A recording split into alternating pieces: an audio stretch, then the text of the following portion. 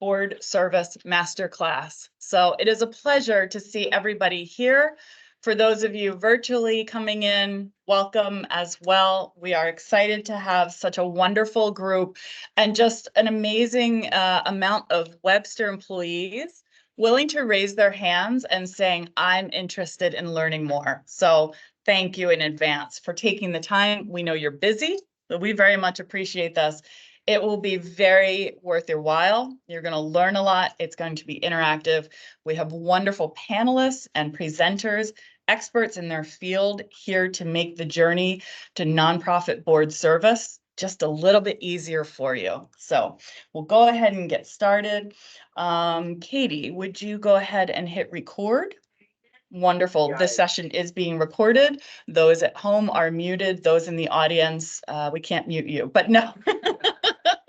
We want you to talk as we go along. So my name is Jennifer Machuca. I am the Director of Corporate Partnerships here at Volunteer New York. It's my pleasure to host today's session. I am joined here by some of my colleagues who are in the room who may have greeted you when you came in, but I want to make sure that I recognize them. We have Katie Pfeiffer, Nora Nicholson, Abby First, Carrie Nagel, and Dylan Pine. And of course, we are honored to partner with the Office of Corporate Social Responsibility here at Webster. And that includes Cara Pacheco and Cheryl Pickett. So thank you very much. So a little bit of background about Volunteer New York and the Webster Bank partnership. Since 2016, Volunteer New York has partnered with Webster Bank to mobilize employees in meaningful and impactful volunteer opportunities throughout the Lower Hudson Valley. That is just one core part of the Volunteer New York mission, to mobilize our community to address its greatest challenges.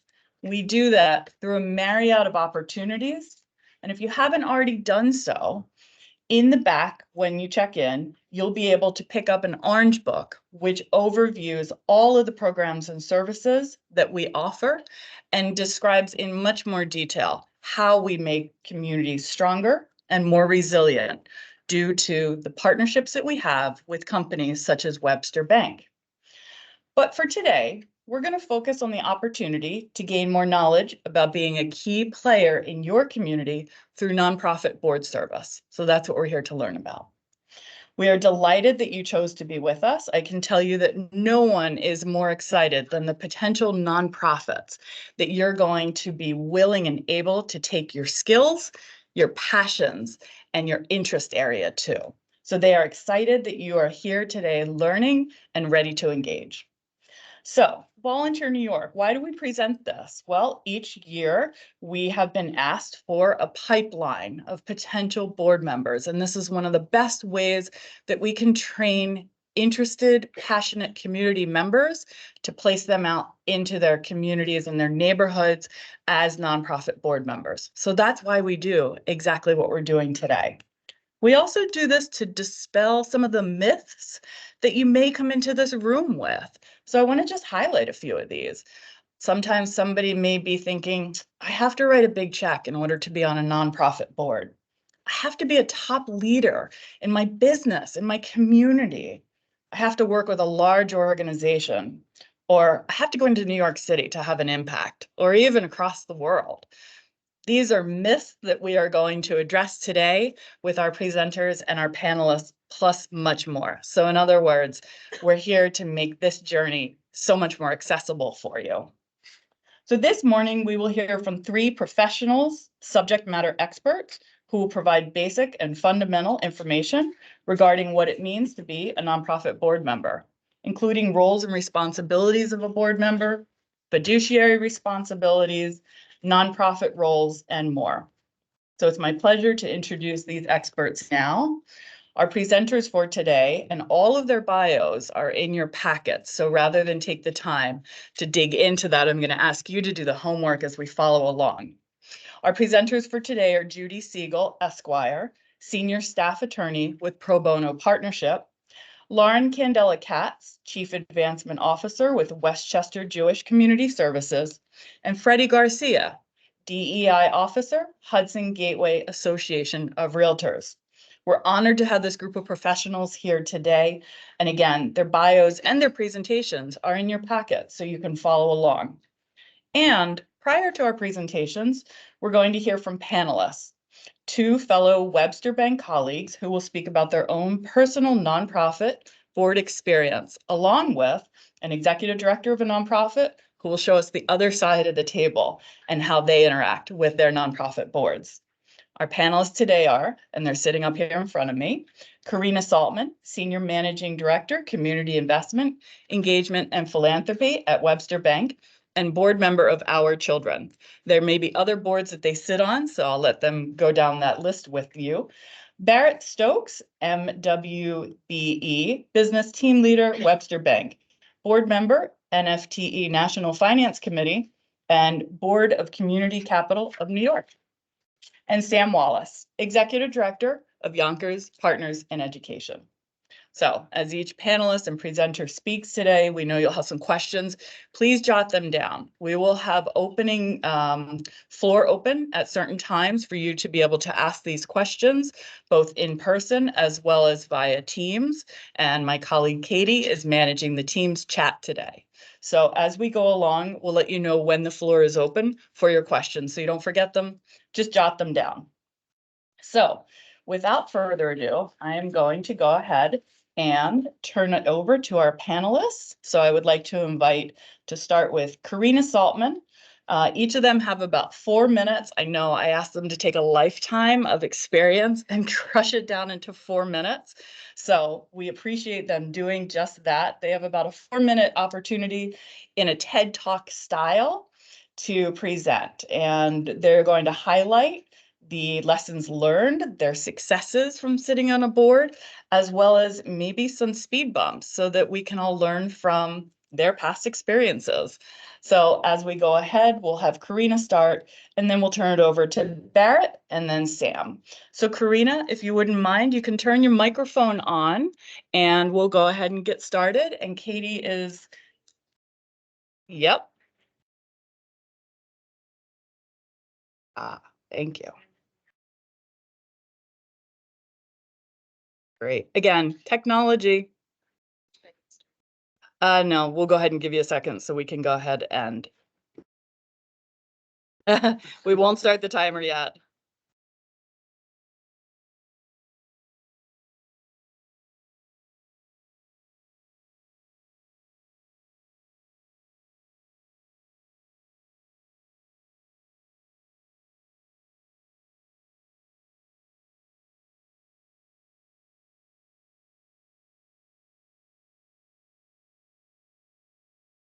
Okay. All right, great. So our panelists are going to try and look 2 different ways at the exact same time. We're going to see how well they do.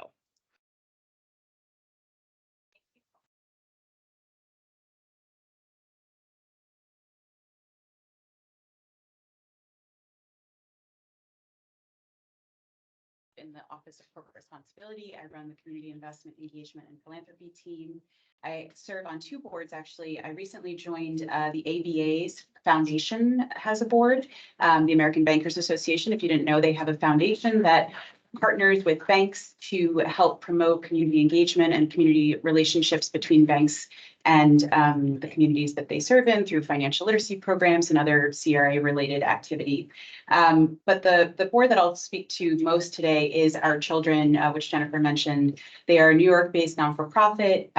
They provide services to incarcerated and formerly incarcerated women and their children, helping them maintain relationships while the mother is incarcerated, helping them unify upon release, and providing a variety of different services like housing, workforce development, mental health services, and a variety of things that the women and the children need.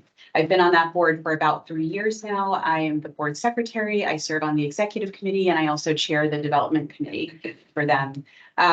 But before Webster, I actually spent the last 18 years in the non-for-profit space, as you'll see in the bio. And so nonprofit board service is a topic near and dear to my heart. And I once sat in Sam's shoes as an executive director and really relied on my board members to be ambassadors and thought partners and fundraisers and stewards of the organization's mission. So It's interesting now to be on the other side as a board member. And I think, some of the things that I've learned are how important it is to really listen and learn from the organizational leadership of the non-for-profit, both about what needs they have, how their operations run, what the program's outcomes are supposed to be.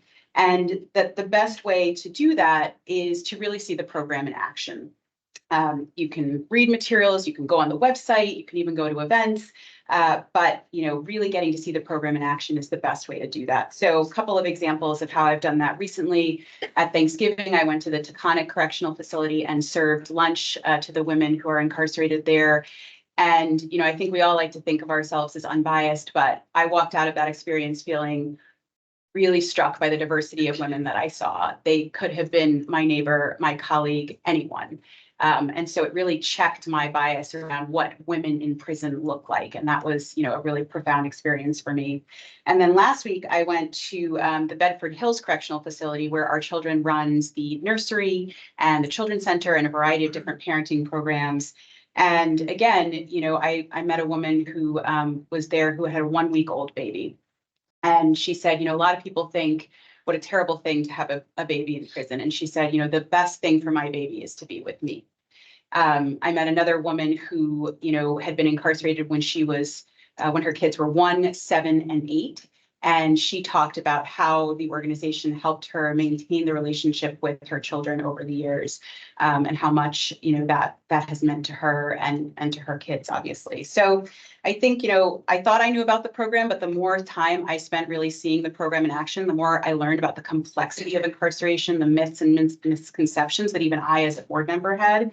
And it really just solidified for me what an opportunity this is to expose myself and to learn about topics that I would never otherwise have exposure to, and to really be passionate about the board that the mission of the board that you join, because we all have a million things to do. I have, full-time job, 2 young kids, and a never-ending to-do list. But when I get off of our children board meeting, it's 8 o'clock at night.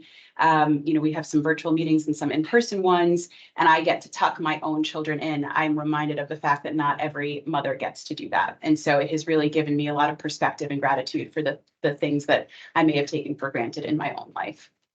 So that's been a real gift. And I'll turn it over to my colleague Barrett. Thank you, Karina. That was really inspiring. I serve on several boards. I serve on the board of something called NIFTY, the Network for Teaching Entrepreneurship.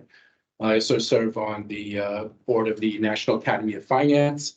I'm on the National Finance Committee of NIFTY, and about 3 months ago, I joined the board of Community Capital New York, a community development financial institution serving the Mid-Hudson Valley. Here at Webster, I managed a team focused on minority and women small businesses. My first interaction with really volunteering happened over 20 years ago with NIFTY. It was an amazing experience for me. It's really an experience that changed my life. NIFTY's mission is to activate the entrepreneurial mindset with unique learning experiences that empower students to own their future. So it's a program that it's all over the country and many countries in the world that focuses on teaching students entrepreneurship, because we believe that the entrepreneurial mindset is something that can be taught and learned.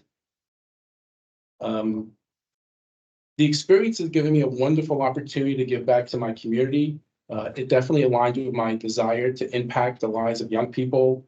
During this time, I've probably coached or met thousands of young students all over the country, really. The pandemic gave us an opportunity to actually interact with kids all over the country, so there was an added benefit that came with that. About 8 years ago, I heard about a NIFTY program at a school that was in jeopardy because of lack of funding. Students that I had personally worked with were at risk of losing a program that had really impacted their lives and opened their lives to entrepreneurship. As you can imagine, some students may struggle with certain subjects, but really excel when it comes to entrepreneurship and really have a real interest in it. So I thought I could maybe do more than volunteer. Maybe I could help them raise some money.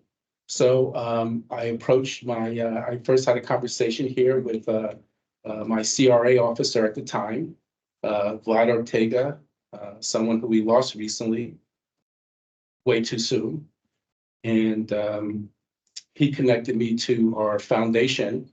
And, Vlad was asking me questions about Nifty, and I was saying, wow, he's really, really interested in this organization. He saw my enthusiasm. He said, maybe you can do more than raise money. Maybe you could think about serving on their board. So then I had to consider, why would I serve on the board? Well, I was passionate about the mission of the organization. The values of Nifty really aligned with my own. But then there were other things to consider, like who are really the people running the organization? I mean, do I know really much about them? I show up and volunteer at schools, but do I know much about the people that are making decisions? What can I bring to the table? Can I make a difference? And how can I make a difference? Also, is the organization structurally sound, financially sound? Because when you're a volunteer, you often don't know much about the organization. And of course, how much of a time commitment there is. But then I returned to really what I should have been focused on, the students. I said, could I have a greater impact as a board member than a volunteer? Could I continue to volunteer and have those personal interactions with students while serving on the board? Who knew those programs at Nifty better than someone that had volunteered for over a decade? So really, I decided that I could help as many students as possible and help them benefit from Nifty programs by really serving on the board. So the experience has been really one of the most fulfilling of my life. It's given me the opportunity to advocate for programming that I think is important. It's given me an opportunity to bring my own experiences as someone who attended New York City public schools to that board, to have a seat at a table when resources are being allocated to schools and programs, and to bring my business and professional experience to the board. That experience really encouraged me to serve on other boards. What I learned, though, is that my unique experiences, really, as a Black man who attended schools in New York City, was so critical to board service. Everyone I've ever served with on the board is well-intentioned, and they all bring unique experiences, which I value. But we really have to make sure that boards have each and every voice of every constituent serving on it to really be impactful. So, Nifty has given me that. And I would just, have a call to action to ask my colleagues to really share your knowledge, skills, and abilities by considering board service. Thank you. Good morning, everyone. My name is Sam Wallace. I'm the Executive Director of Yonkers Partners in Education, or YPI. We work with about 1,400 students, making sure they're on the path to and through college or other higher education in Yonkers, New York, Jersey City, New Jersey, and in Nashville, Tennessee as well. I'm going to share a little bit about what I need from my board. And I use an acronym, and we'll see if we can pull it up. I need my board members to be an ASS. I need my board members to be an S. And here is why that is. First, I need my board members to be an ambassador. I can talk till my face is blue about the SAT. Yes, how to be an ass. There we go. I can talk about the SAT. I can talk about what students need for math. I can talk about the college landscape and the Supreme Court. What I can't do is be everywhere in Westchester County or in the other areas we are. That's where I can deploy my board. So I think a lot of folks think board service is really just about writing a check. If you can be out there and board members can be out there talking up the organization as ambassadors, that's a huge value add. That's the A. The first S, I need my board to bring in a certain skill set. So again, I can talk about education all day, and if anyone wants to, I'm happy to. I don't know cybersecurity. That's not my background. I am okay with a P&L, but I really need board members who can look at that. And we have Megan Travers from Webster, who is on our board, and her service has been amazing. But just it was two weeks ago, I said, Megan, we need to look at one of our vendors and make sure that their cybersecurity protocols are as safe as possible. I don't have that on my staff, so I go to my board for that skill set. And anyone, I guarantee you, in this room or on the Zoom, know something that they can add, some skill set: finance, HR, cybersecurity, And maybe it's even programmatic, but it doesn't always have to be that. As Karina mentioned, you can learn that along the way. And third, the last S is I need my board to ask me, so what? One of the great distinguishers, I think, between not-for-profits and for-profits is we don't have a bottom line. So knowing what our goal is sometimes is a little bit murky. And not-for-profits do a lot of stuff. That's the only way to describe it. They do workshops, they do this, they do campaigns. The question that board members can ask is, so what?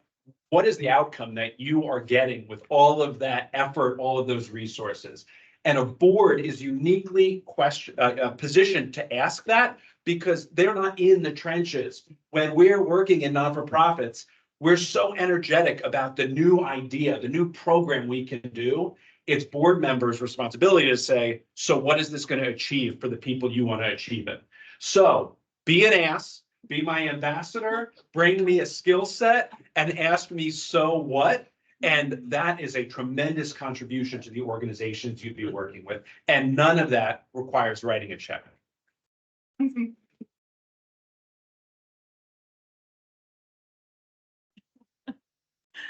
Thank you, Sam. Thank you to all of our panelists. I think it might be the only time we're actually allowed to tell somebody they should be an ass. I'm okay with it, as long as Sam is okay with it as well.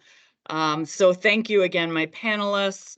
I see that we've lost a little connection. There we go. So I very much appreciate all of you, and our panelists will be back up later in the session. So I'm going to ask you guys to go ahead and turn your microphones off, and you can have a seat, and we're going to go ahead and queue up our first presenter. So yeah, a round of applause again for our panelists.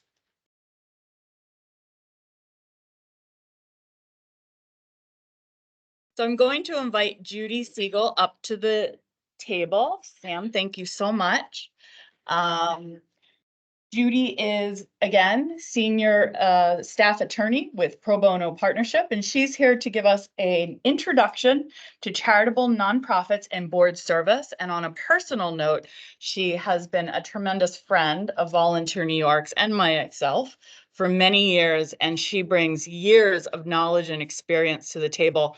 We are very honored to have her as part of this today. So let me tee up your PowerPoint for you. Full disclosure, Volunteer New York and YPI are my clients. So they have to be nice. Do you have to say that legally? Probably not legally, but you know, it kind of gotta just make it clear. All right, thank you. We're just gonna do a quick screen share here for our participants at home, and then we'll be ready to go. How's that look, Katie? Great. Okay, great. You are all set and you should be good.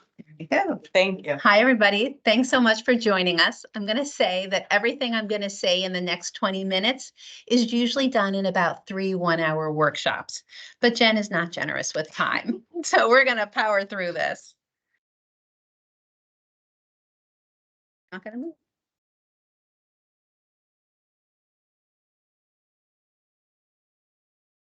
There we go. All right. Lawyer in me has to give the disclosure. None of this is legal services or legal advice. It's all just general information. It's all good. You're going to have my information at the end, so you can just call me.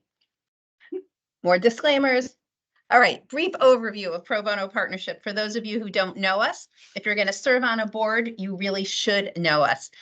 Pro Bono Partnership is a nonprofit that provides free transactional legal services to over 1,000 nonprofits in New York, New Jersey, and Connecticut. Last year, we worked with over 1,000 nonprofits on more than 2,000 matters, provided 43,000 hours of free legal services valued at more than $23 million. So that's $23 million that our nonprofits are not having to spend and is going directly back into the community. And that makes us really, really happy.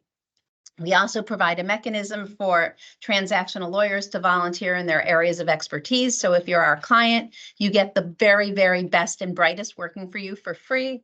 And we do a lot of education, workshops, webinars, and all different kinds of ways to strengthen the nonprofit community. So the takeaway is if you're joining a board or you're already on a board, you should see if you qualify for our services because free is really good. All right, here's a quick overview. We do everything. We don't support religious organizations, but honestly, if you have a social service branch of your religious organization, we're probably representing you also. This slide's really important. It's all the different ways that nonprofits need and use business legal services. So anytime one of these issues comes up, you should be thinking as a board member, holy cow, we need to call our lawyer. Now, you cannot think that in advance and then call me afterwards when it's a problem, and we'll fix it for you. But it's really better if you call me in advance of it when it's a concern. And you can ask Sam or Jen. Calling is always welcomed. So here's today's agenda. Like I said, each one of these gets its own hour, at least when we do workshops, but we're going to do it in 20 minutes.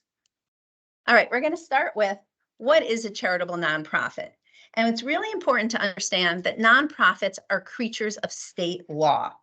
Often people consider a tax-exempt entity to be a nonprofit, and they're actually separate. They run on parallel tracks. Nonprofit is state, tax-exempt is federal and given to you by the Internal Revenue Service. It's part of the Internal Revenue Code. In New York State, nonprofits are overseen by the New York State Attorney General's Charities Bureau. Once a nonprofit is incorporated, it has to register with the Attorney General's office. And then there are annual registration requirements. If you're working or serving on the board of a super small organization, you may not have to register. If you think you qualify for an exemption, again, just call me, we can talk about it.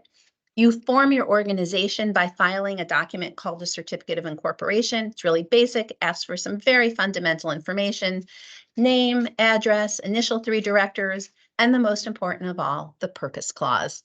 In New York, it's generally paragraph 3. I don't care what paragraph you make it, but it says what it is you're going to do. And that's really important, what it is you're allowed to do legally. And then if you want to get your 501c3 determination from the IRS, there are 4 magic paragraphs you add. But before we get to the IRS language, I really need to hammer home for all of you who are going to serve on boards, and you should serve on boards because it's great for your careers. It's great for your communities. You're going to have amazing contacts. And honestly, it is the morally right thing to do. There is no way that you don't have some time or talent that you can't share to make someone else's life better. But as I was saying, the purpose clause. I feel really strongly about this, and Sam knows as soon as I retire, I'm coming to YPI. The purpose clause defines what you can do. It's the fences, it's the border. It doesn't matter how noble your cause is. If you decide to expand, if it's not in your purpose clause, it's illegal. So don't do it, but you can amend the purpose clause. And we do that all the time for our nonprofits. All right, so here's some distinguishing factors of a nonprofit. We're going to assume that you can all read the bullet points. And I want to talk a quickie minute about fundraising, and then Lauren, who's just the expert in it, is going to give you more information. But I want to talk about a few places our clients go astray. So raffles and games of chance, your bingo nights, your raffle tickets, your casino nights, I'm pretty sure you're all doing them wrong. Is the risk huge? No. Should you do them right? Yes. And you need to know that they're governed by the New York State Gaming Commission. So it's you and Saratoga Racetrack. There are special requirements if you work with a professional fundraiser. You should talk to us if you're working with a fundraiser. There are different requirements and contracts. If you enter into something called a commercial co-venture, that's where a for-profit business is going to give your nonprofit a percentage of the profits. That's great. We're all about getting money for our clients, but you really should have a contract to protect your assets. As I think it was Barrett said, you're here to preserve and marshal and steward those assets. One of the ways to do it is to make sure that you're protecting them legally. The other thing is the Attorney General is going to expect you to account for that money that comes in separately. You want to be accurate with the Attorney General. And then also in terms of registration, I would be remiss if I didn't point out that even if you're a New York State nonprofit, if you're fundraising over the border, New Jersey, Connecticut, you're going to probably have to register there also. And we have an article on our website open to everybody. Thanks. That lists all the registration requirements for all 50 states. So feel free to like check that out. And we also, all our workshops and webinars are open to everybody. You don't have to be a PPP client to sign up for them. So talk to me about that too, and we'll get you all squared away. All right, here's the organization chart for a nonprofit in New York State, pretty much anywhere in the country. We start with members on the top. People are always confused about members. There are two kinds of members in New York State. There are the true capital M members. Those are organizations where the members have fiduciary and legal duties to both vote for who sits on the board, right? You get to control it, and oversee major corporate decisions like mergers, sales of all the assets. Those are big capital M members. Usually you find them in YWCAs, you see them in childcare centers, and you see them in organizations that are either countywide, nonprofit Westchester, statewide, or national. Those are capital M members. Lowercase m members are more common. Those are people who pay a membership fee because their values or missions generally align with that nonprofit. They don't have voting rights. It's like when our kids were little, we were members of the Bronx Zoo. I was a lowercase m member. I was not voting for who sat on the board of the World Wildlife Foundation. I got a 10% discount at that gift shop. It still haunts me, but I was only a lowercase m member. So for now, we're going to just push those, all the members, big and little, to the side. Next, we have directors, sometimes called trustees. They're the people who set policy. They guide the nonprofit. We're going to talk about that in a minute. It's a top-down model. It goes down to executive director, C-suite, and then remaining staff. But what's really important here to remember is, as board members, you're big picture thinkers. There is no one who knows more about what needs to happen through a nonprofit than the people who are being served. It is, I really, the only word I can come up with is arrogant and obnoxious to think that you know everything, right? As Karina said, she learns every day. As Barrett said, he understood, he learned things. As Sam would tell you, of course he knows more about what his students in Nashville need than I know as a board member. He lives it and breathes it every day. So while it is a top-down model, it must be collaborative. Well, it should be. It doesn't must be, but it really should be. I'm telling you, as your lawyer, do it that way. All right. So in order to be tax exempt, that's the golden ticket, right? 501c3, you're tax exempt, your donors can deduct their donations and their own personal taxes. Yay for them, and we're all good with that. 4 paragraphs, magic language, the IRS requires no private benefit. That means that you can't set up a nonprofit to benefit Sally Smith because she's sick with some terrible form of cancer. You can have a nonprofit, it can't be tax exempt. Tax exempt nonprofits serve the public good. You could set up a nonprofit that provides services to people who have Sally's terrible cancer, but basically the IRS doesn't want you laundering money through a nonprofit. That's really what it comes down to. That's private benefit. No private inurement. That means if you're a board member, you can't look at the nonprofit as your own personal piggy bank. That's kind of just right. You see it a lot in the concept of excessive compensation. It's really hard. I call like the really smart tax lawyers at the big law firms in New York sometimes when I have those questions. The 3rd paragraph goes to dissolution. What happens if you have to fold? Where does your money go? We don't care. I mean, we do care, but that's an easy one. And then the big one, especially in 2024, as I sit here, there is an absolute prohibition on engaging in political activity. You cannot, as a 501c3 exempt entity, support or oppose a political candidate or give the appearance of supporting or opposing a political candidate. That means you can't give them space in your office. You can't give them mailing lists. You can't require them to take the pledge. The IRS thinks all of that is political activity, and it's also the appearance of political activity. So what is horrific for the IRS in October of 2024, they very well may not give a hoot about in December. So you also have to think about context as you do things. We're going to be actually doing a great workshop on lobbying on May 14th. Sign up, come learn about it. It's actually fascinating. All right, the role of the board of directors. Close your eyes. Picture a long, windy road. One side, big, beautiful mountains. Other side, you're going to drop off into a cliff. Okay, what keeps you on that road? The guardrails, which is the image I want you to think about when you consider yourself as a board member. You are the guardrail for the organization.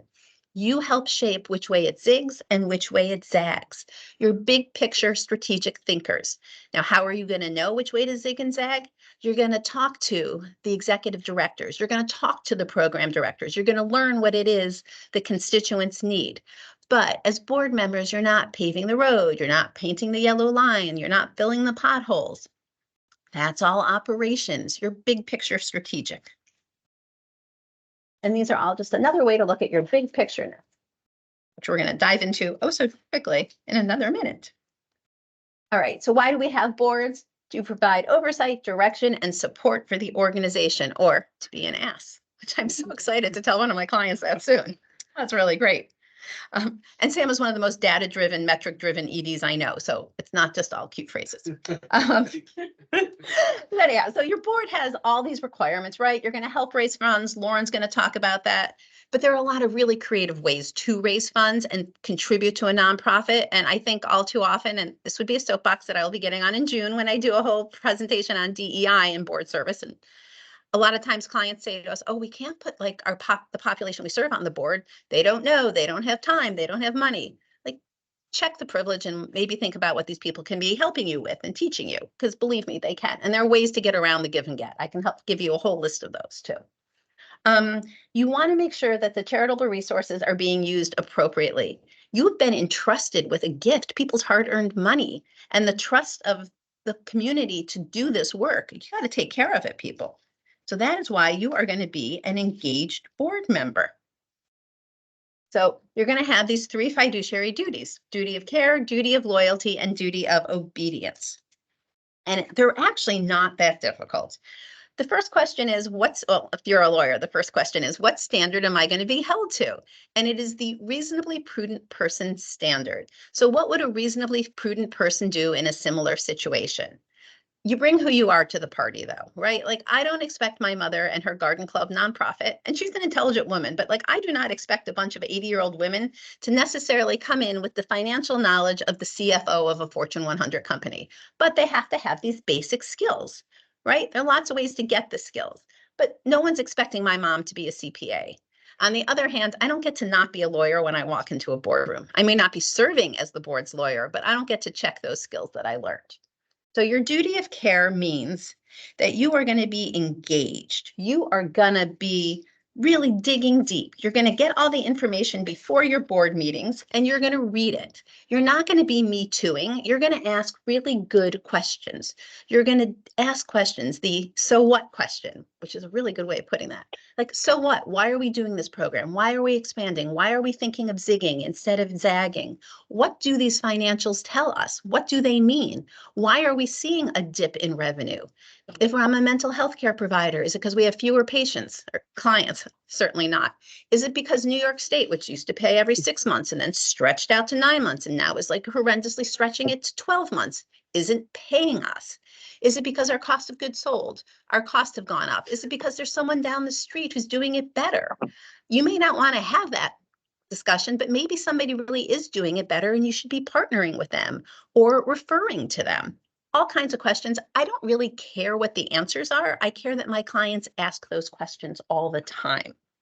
And also, I need duty of care means being the person that is brave enough to say, no, I'm going to vote no. I think this is a bad idea, which segues us into duty of loyalty, which is placing the interest of the nonprofit ahead of yours. So in that sense, you got to just say, is it really the best interest? Yes, yes, Carrie, I see 5 minutes. So that is duty of loyalty. That also pulls into place the conflict of interest policy, which we'll talk about a little later after the other 2 presenters. But you got to just remember, the nonprofit is always the most important party in the room. And then duty of obedience is both inward and outward facing. It's kind of quirky. Inward, it means you have these great policies and practices, but you're following them. I can write you the most perfect set of bylaws, but if it says you're going to give 7 days notice and you only give 3 days notice and then you take a vote, that's invalid. Doesn't matter because you didn't follow the policies and procedures. That's internally. And externally means you're doing everything you're supposed to do, like all your state registrations. You're just towing the line. Look here, we have more fun slides on how to be prudent. All right. Oh, I am so ahead of schedule. This is amazing for me. This is great. All right, onboarding and director cultivation. Because I think this is really important and my nonprofits don't think about this sometimes and they should.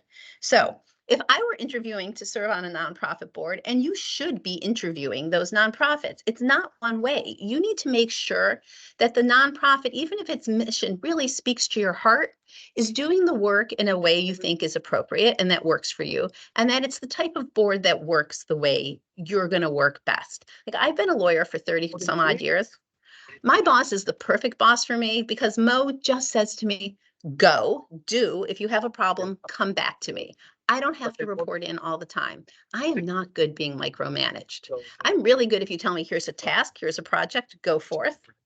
Same with boards. You need to understand what kind of board, what that fit's going to be. So ask questions, ask to speak with multiple board members. You're not going to marry someone after like one date. You shouldn't be on a board after one date. And you also need to ask about what their expectations are of you. What kind of time commitment, financial commitment, what kind of deliverables? Do you have to chair an event? Do you have to attend X number of events? Do you have to go down to Nashville? People are probably clamoring to be the person who goes down to Nashville. I'm not so sure about Jersey City, but are you the person who has to do X, Y, or Z? Do you want access to my connections? Do you want it like me to tell you here are 15 people I think would be good to hit up for money? Probably not the right way to say it, Lauren, but approach to have a great funding opportunity. Do you want their special expertise? Are you here for cyber? I will never, ever be a lawyer on your board. I may sit on your board and provide knowledge and expertise that I have because I'm a lawyer, but I will not be a lawyer to a board. But maybe you want somebody who's got great knowledge about, I don't know, like Sam said, finance or cyber or whatever it is. And I do a whole great workshop on how to build your best board through Pro Bono Partnership. And we talk about like identifying the skills you need. So that's all the kind of things you're going to want to be talking about with the nonprofits when you talk to them. If you're lucky, and if it's a really well-run board, you're going to get a board book. They're going to ask you to sign an NDA or a confidentiality agreement before they hand you over all their information. That should make you feel good as a potential board member, and a conflict of interest policy, because that's legally required.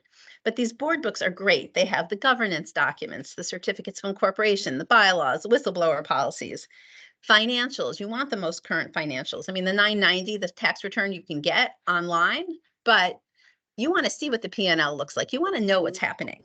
Copies of the previous year's minutes. Let's see what happened at the board meetings. What are they discussing? You know, if they're all of a sudden saying like, we're going to pivot and we're going to start doing shelter, and we actually have always been a food insecurity organization. Well, if that's where the direction's going, and maybe that doesn't align with what you're interested in working on. You want copies and confirmation of the D&O policy. I would never, ever sit on a board without appropriate insurance, both for me as a board member and across the board. Cybersecurity, general liability. If you're working with an at-risk population, you want to know there's appropriate coverage. And information about the nonprofit, key programs, annual reports, strategic plan, the org chart. I love an org chart with pictures, so when you walk into the program, you know who you're looking at. I also am a huge fan of pictures of key funders and a list of key funders, because it's really embarrassing when you do your great elevator pitch to someone who says, what's been up? And you tell them, and you go through this whole thing, and they look at you and say, yeah, I just wrote a check for 100,000. You should know that that person did that. So, oh, and board buddies, my last thing, huge, huge, huge fan of board buddies. No one wants to walk into the cafeteria in high school on day one again, all by themselves. Give every new board member a board buddy, someone they can ask questions of, talk to, maybe bounce new ideas off. Oh, X, I'm done. Questions? Anybody? Because you were wild, because I've covered like 4 hours of content in 20 minutes, I know. Yes.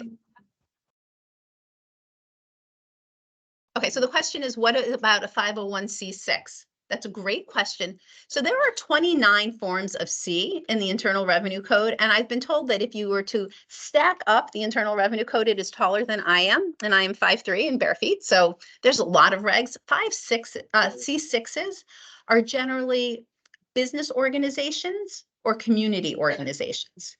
So they could be tax exempt, but they're not a public charity. So I'm not saying there's nothing wrong with sitting on a C6, but it's very different than a C3. It would be their trade groups and those kinds of organizations. Yes. But what we need to do, unless you've already done it, you know, the logic, right? The assumptions that we use. So Well, the six, right. So like I said, 501c3 is a section of the Internal Revenue Code, the Federal Internal Revenue Code. It's 26 United States Code, Section 501c, and they list 29 different kinds. I think only 4 or 5 get tax exempt status. The ones we support, and you will most likely sit on the boards of, are 501c3, and those are either public charities, which do public good, or they can be private foundations. I'm all for a private foundation. Those are smaller organizations where usually only 1, 2, or 3 people fund those kinds of organizations. They have very different tax rules. There's all kinds of literature about, should we redo them because they have to give 5% of their income away every year? A lot of people, me included, would tell you that 5% is not helping the community as much as needs be possibly. But for your purposes, you're probably going to be looking at a 501c3 public charity. Anyone else? Okay, thanks everyone. And you can corner me afterwards and ask me all the questions I didn't get to. Right, so it's 70-30 split, Jonathan. Yeah. Well, this.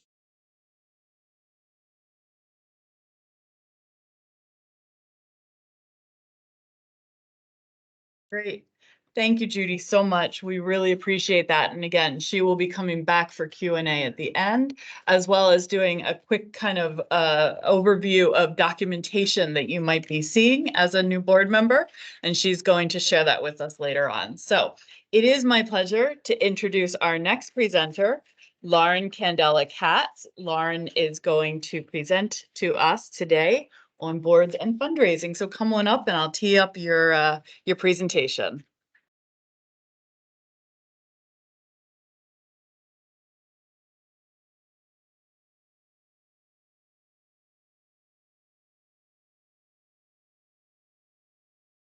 Are we good? Great. We're good. All right. There, oh, sorry. You want to push back one? There you go. Great. Thank you, Okay. Lauren. Good morning, everybody. So I'm just gonna admit it right now. I'm from Ohio, Cleveland. And so I might be a slower talker than Judy, who I think is a native New Yorker. Fundraising. It's like the dirty little word, right? You know, everybody, for whatever reason, this is always a sticking point when you're considering joining a board. People are very nervous about the fundraising pieces. So I am here to, allay all your fears. It is really not that big of a deal, and we're going to go into why. So fundraising as a responsibility of the board is really very, very, very important, but there's many ways to skin that cat. Now, most board members and executive directors think that that is extremely important, but the research is also showing that, it's probably the thing that is least communicated about to prospective board members.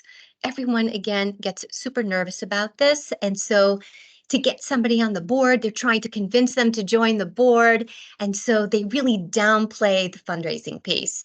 And the trouble with that is that it just sets up the expectations to not go well.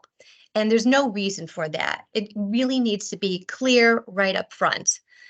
But before we get into, what it means and the responsibilities of fundraising, I think one of the most important things is to really understand, why is fundraising for nonprofits needed in the first place? How do nonprofits get their funding? So many nonprofits, especially the larger ones, work off of government contracts.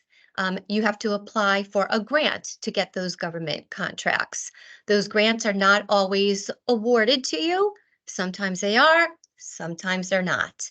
But when they are awarded to you, none of them cover 100% of the costs of what they are asking you to do.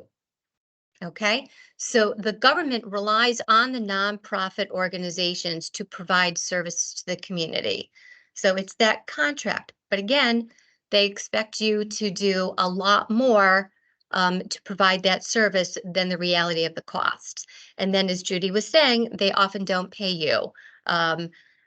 not in 6 months, sometimes not in 12 months. And actually there are contracts that, we're still waiting for 22 to receive funding on. So that is a huge challenge, but it is not limited to the government contracts. It is also limited to private philanthropy foundations. Very few pay for 100% of the costs in the grants that we apply for. They either will not pay for any of the admin costs associated with running the organizations and the program of that organization, or they'll pay a very small percentage, or they'll only pay for this aspect of the program and not that aspect of the program. For example, if you're running, team program or kids like Sam does, they won't pay for food. And for all of the programs that deal with youth, you have to feed them, right? And it's expensive. Hardly any of the grants, cover refreshments for the kids. So that is a very, very basic understanding of why it is so important for nonprofit organizations to raise funds. And so this is just kind of like an old paradigm, how the model of these government contracts, how private philanthropy contracts, have been organized over the years, that they want to pay for the programs, but they don't want to pay for all of the things that are needed around these programs to make these actual programs function in reality. So again, they pay for that one slice and not the other slice. And again, we're happy to get the slice of pizza, right? But we'd like to get the whole pie. So this slide here is just a new paradigm that we really want people to start thinking about. So if you get any kind of grant to run a program, you are very often required to report on how you spent the money exactly. And how do you do that? You need to have a finance team, right? But they don't pay for the finance team. How do you pay for the program? Well, you have to have an HR department to hire staff to run the services. A lot of them, they don't pay for HR, right?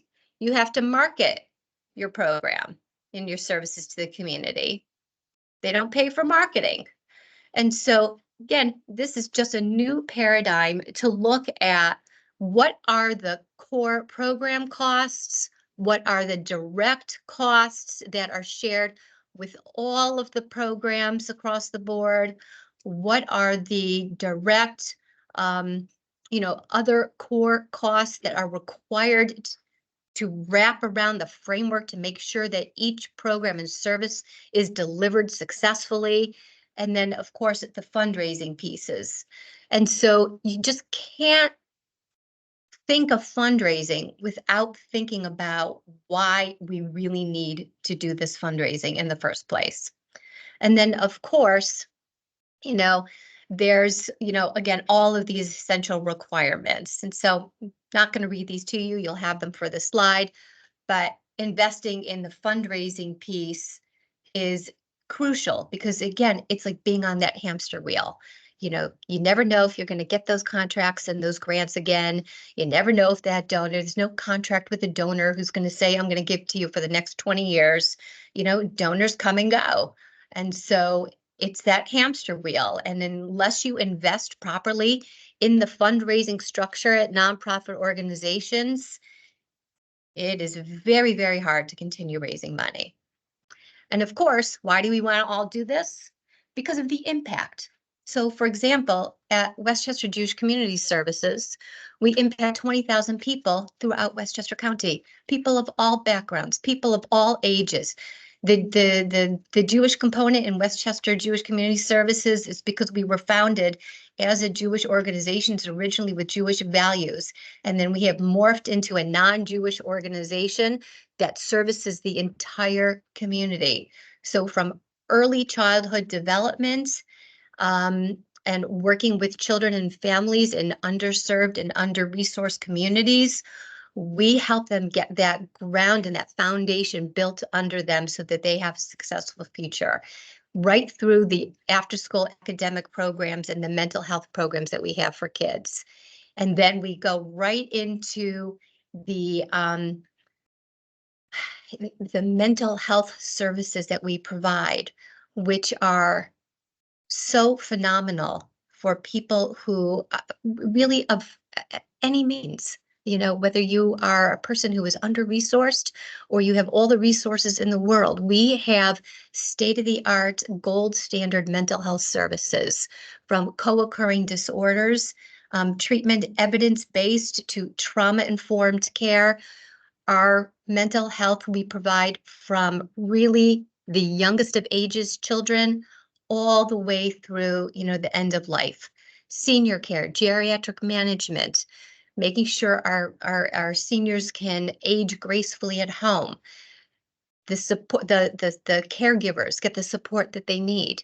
The grieving that comes at end of life, and the support groups, dealing with chronic illness. So that is the impact that the fundraising does, and you cannot make this impact without the fundraising. But what I like to call the heart of fundraising, it's the evidence research-based practices, which says it's about love. It's about speaking from your heart. And it doesn't always have to be that you know your passion. It could be something that you're just interested in and you're interested in learning more about. And then figuring out what's going to fill your heart. Because when you speak from the heart, then you are eager to build relationships in the community and with other people who share that same heart. And so it's not meant to be transactional. Here in Westchester County, we have great affluence and we have great poverty. And a lot of the affluence, it becomes this transactional model of philanthropy. I'll come to your gala, you come to my gala. That is not what we are looking for in top-notch fundraising practices. It is the relationship. It is being an ambassador like Sam and Judy talked about. We want people to go out there and build the relationships with people. We don't need to have 5 gazillion donors. We need to have 500 loyal donors, because it's much more cost effective to retain loyal donors than it is to be on that hamster wheel to always find the new donors. So I want to try to answer a lot of the questions that you had submitted about when you are coming on to, looking to join a board, what are your responsibilities? I didn't have like a fancy funding like ask, like Sam did, but, it's giver, getter, connector, and cultivator. Now, in terms of giving, you should always ask, what is the expectation, for personal giving being on your board? At Westchester Jewish Community Services, we have a $5,000 minimum gift. But that $5,000 minimum gift can be done in a couple ways. It could be because you've secured a grant from Westchester Community Services that fulfills your board dues. Easy peasy, right? It could be because you got a sponsorship from Westchester, Bank for the gala. That could serve as your board dues. So there's different ways to skin a cat. Not every board has a minimum requirement, but they might have other requirements, like we would like you to attend the gala. We have a golf outing we would like you to support. We would like you to make an annual contribution. And so asking those questions up front as to what are the expectations and how you can meet them is really, really a key question. The second expectation and responsibility of board members, it really is to build relationships and connections with all kinds of different people, from individuals to other corporations, and businesses and vendors out there, to, again, make those connections and help us get in the door to build those relationships. It is all about the relationships and trying not to have that transactional model of fundraising where it's one and done. That is absolutely, absolutely key. And it's not just saying, all right, well, I know this person, so, I'll just send you the introductory email and then you take it from there. It's really got to be a stronger partnership with the staff, because that contact that you're trying to connect us to is not going to respond to an email from me, but they're going to respond to an email from you requesting to set up a meeting with the three of us. And let's go to lunch, let's go to breakfast, let's have a cup of coffee, let's have a Teams meeting just to get to know each other. And it's just, again, it gets the toe in the door, the foot in the door to really begin building that relationship and seeing if there is an opportunity and interest for collaboration. And collaboration can mean lots of different things. It could mean letting us use this conference room for an event. It could mean, doing a clothing drive, in your corporation, for children in need. It can mean a lot of different things. And that's how you begin building that relationship. Doesn't have to be about the money right off the bat.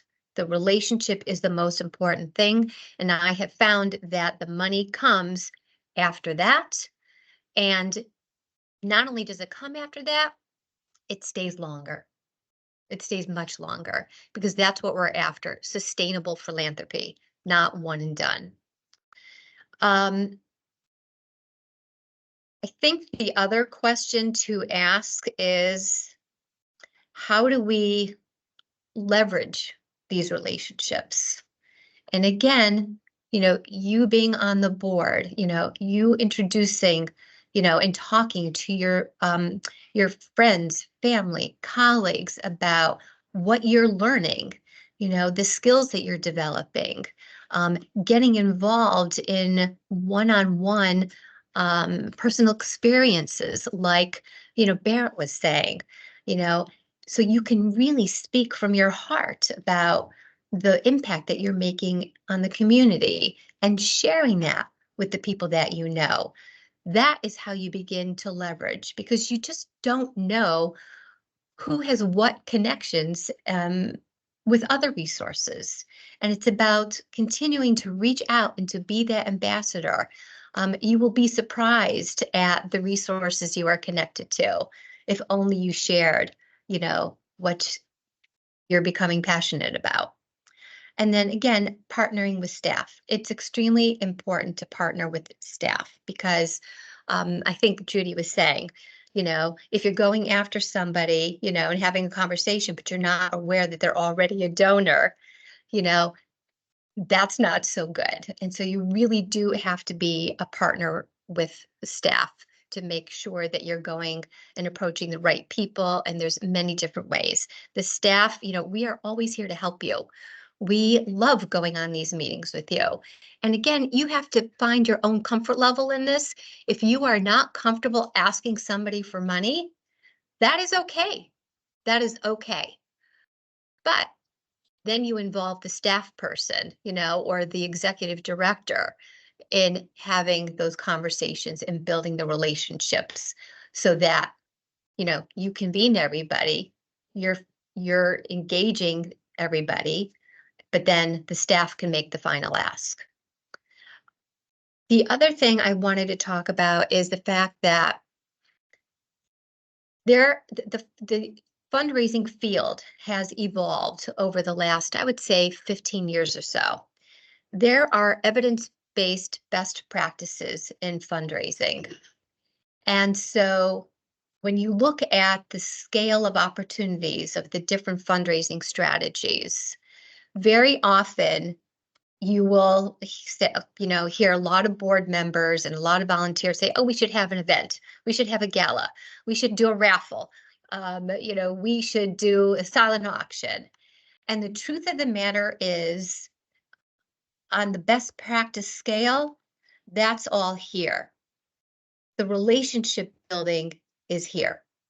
This is where you're going to get the biggest bang for your buck in building the relationships. Do a gala, but only do one. You don't need to have 5 million different events. You don't need to have an event with all these different components to it to try to raise money, because again, that is not sustainable philanthropy. That is a transactional model of philanthropy. And so it's if you're going to put your eggs in one basket, you should put it in the relationship building strategy. And again, I think that that's very important in terms of, red flags, so to speak. If it's like a smaller nonprofit and they're just constantly, asking for money from, lots of different means, that to me is a little bit of red flag that they have trouble making their budget every year. And so ask what their fundraising strategy is, on the board. What do they do? How much do they raise? What proportion comes from grants? What proportion comes from private philanthropy? What proportion comes from individual donors? That's going to tell you a big story. The more diverse they are, the stronger their philanthropy is. And I think that is kind of where I wanted to end and open it up to more questions. Yes.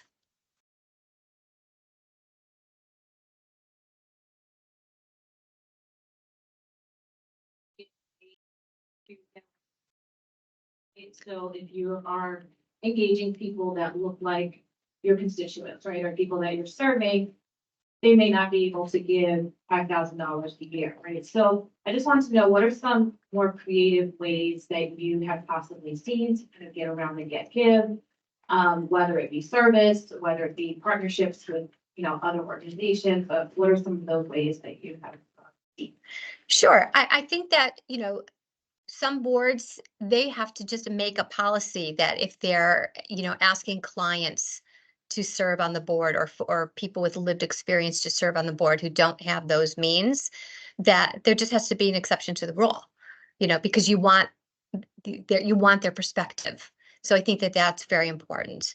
But I can say that you might be surprised at the wherewithal and the connections that people of all income levels have. And I want to give you an example. Years ago, I did a fundraising project for our Church Street Elementary School down the street. And we were building a whole new playground. And we could not get the school system to give us enough money for this playground.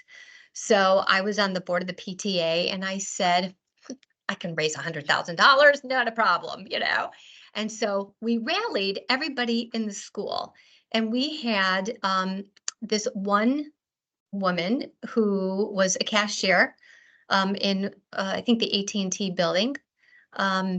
She was a cashier in the food cafeteria, and she came to me one day and she's like, I think I can get money out of AT&T. And I'm like, how can you get money out of AT&T? Okay, I said, I can't get money out of AT&T. And she's like, I speak to Oscar every day when he comes in the line in the cafeteria. I said, you go, girl. And she got $5,000. And so again, if I was, my perception about diversity, check, right? Was checked. She had every ability to make a connection to do that. So there's not many creative ways about it, but to get around it. I don't know, Judy, if you have more creative ways.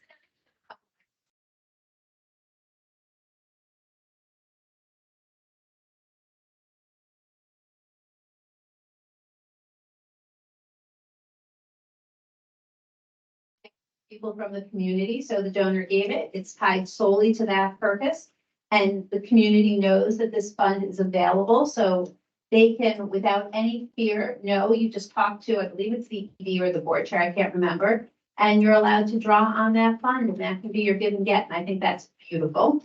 A lot of our clients have instituted or implemented a give what's meaningful to you policy, which I know doesn't help your books in terms of knowing how much money is coming in, but it allows people to give what they can. And I think there's a lot to be said for dignity and the ability to do that. And the third one I love is I had a client who served an underserved community, and one of the people who was being served ran a food truck, and the person came to them and said, can my give or get be, we will do all the labor, we will charge you at cost for the food, and it will be a fundraiser for you, and can that count? And my client was open enough, and they're like, that is a great idea, everyone wants food. So there are a lot of ways to be creative. Yeah. And it makes me happy to see it. Yeah, that's a really great idea. But I also want to say that not all boards have these minimum gifts. I mean, there's been plenty of boards that I've worked with that it is just make the best personal gift that you can make, and if it's, a few $100s or $1,000, then it is what it is. And everybody's happy that that board member has made that organization a priority in their life. And so, again, you have to ask that question. What is the requirement of that board? White Plains Hospital, their minimum gift is a $10,000 board requirement. It's out of the ballpark for a lot of people, but it's a big hospital. They have to raise a lot of money. So you can kind of understand what they do at universities. Okay, I'm up. Also have very big commitments. So it's about finding the organizations that you're interested in and asking those questions. Okay, that's it.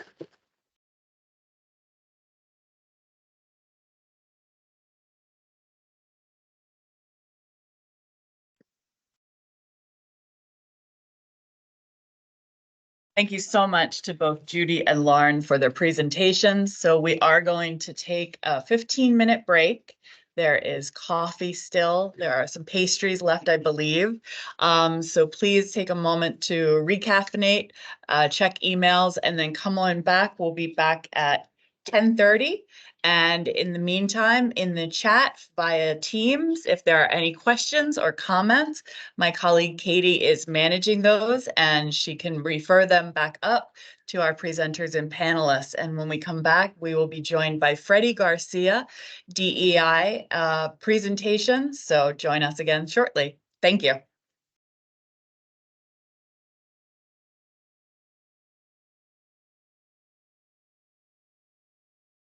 It's one word. I think just keep, just words. No sentences. Just why do you think you'd be a good board member? Give me like 5 things. 30 seconds. Just write it down. You don't have to share unless you really feel compelled to.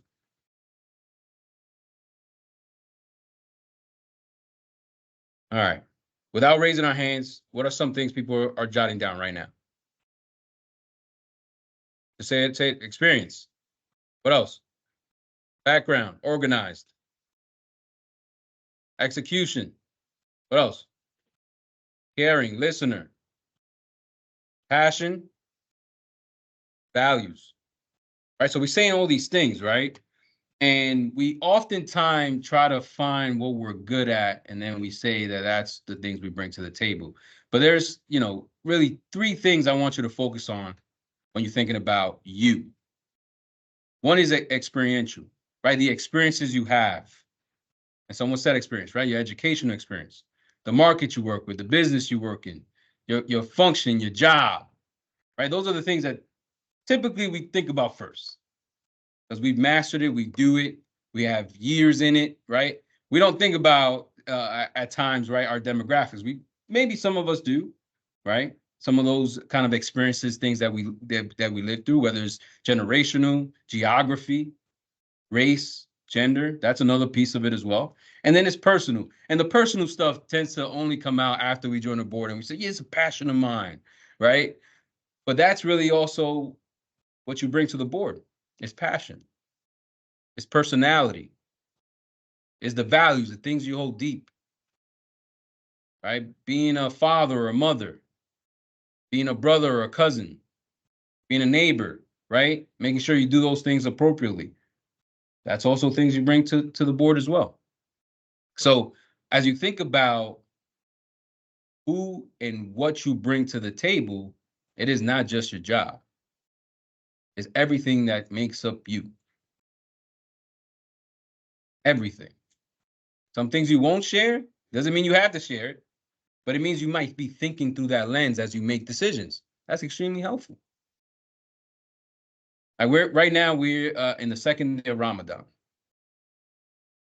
Ramadan Mubarak for anyone observing, right?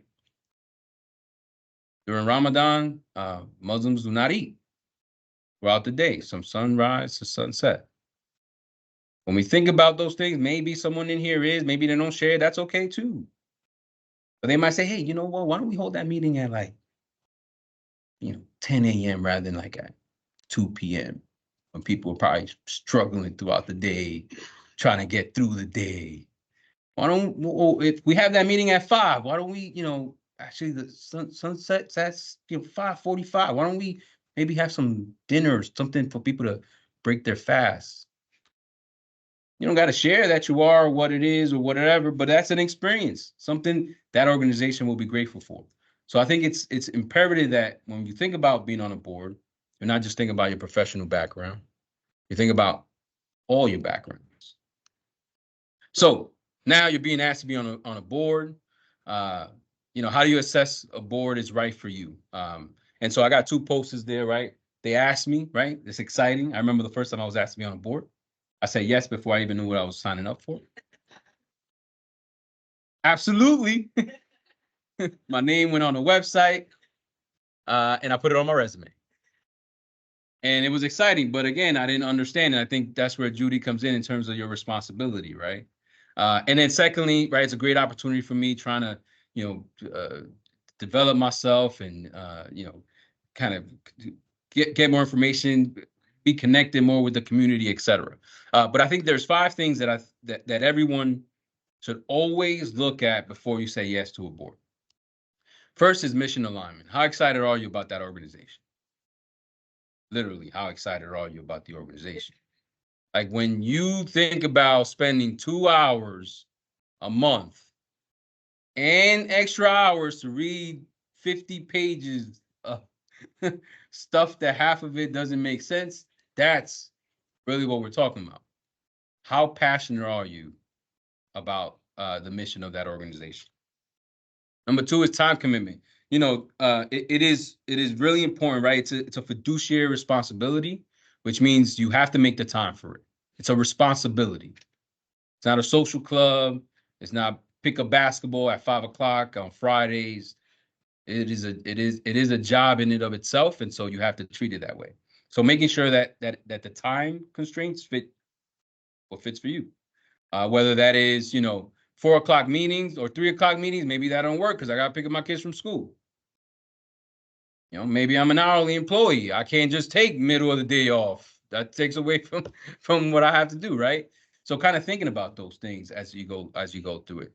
The third one, financial expectations. And again, we just spent some time talking about that. The one thing I want to just add in there in terms of that is, ask the question straightforward. Don't be afraid of the answer. If it's a great organization, they will help you see through ways to get there. So if I think, you got the first 2 check, the third one's like, great organizations will help you get there. And I think that's really kind of the bottom line. And that could be, had someone in development talk about 3 T's, right? Time, talent, and treasure. And the combination of all of that should play a role in that expectation. And so I think, again, having that conversation, being honest, I can't do 5. But I could probably do 2. I could probably get 2. I could probably, right, and see where that lands. Yes, it works. No, it doesn't. And you go from there. Board dynamics and culture. Really important.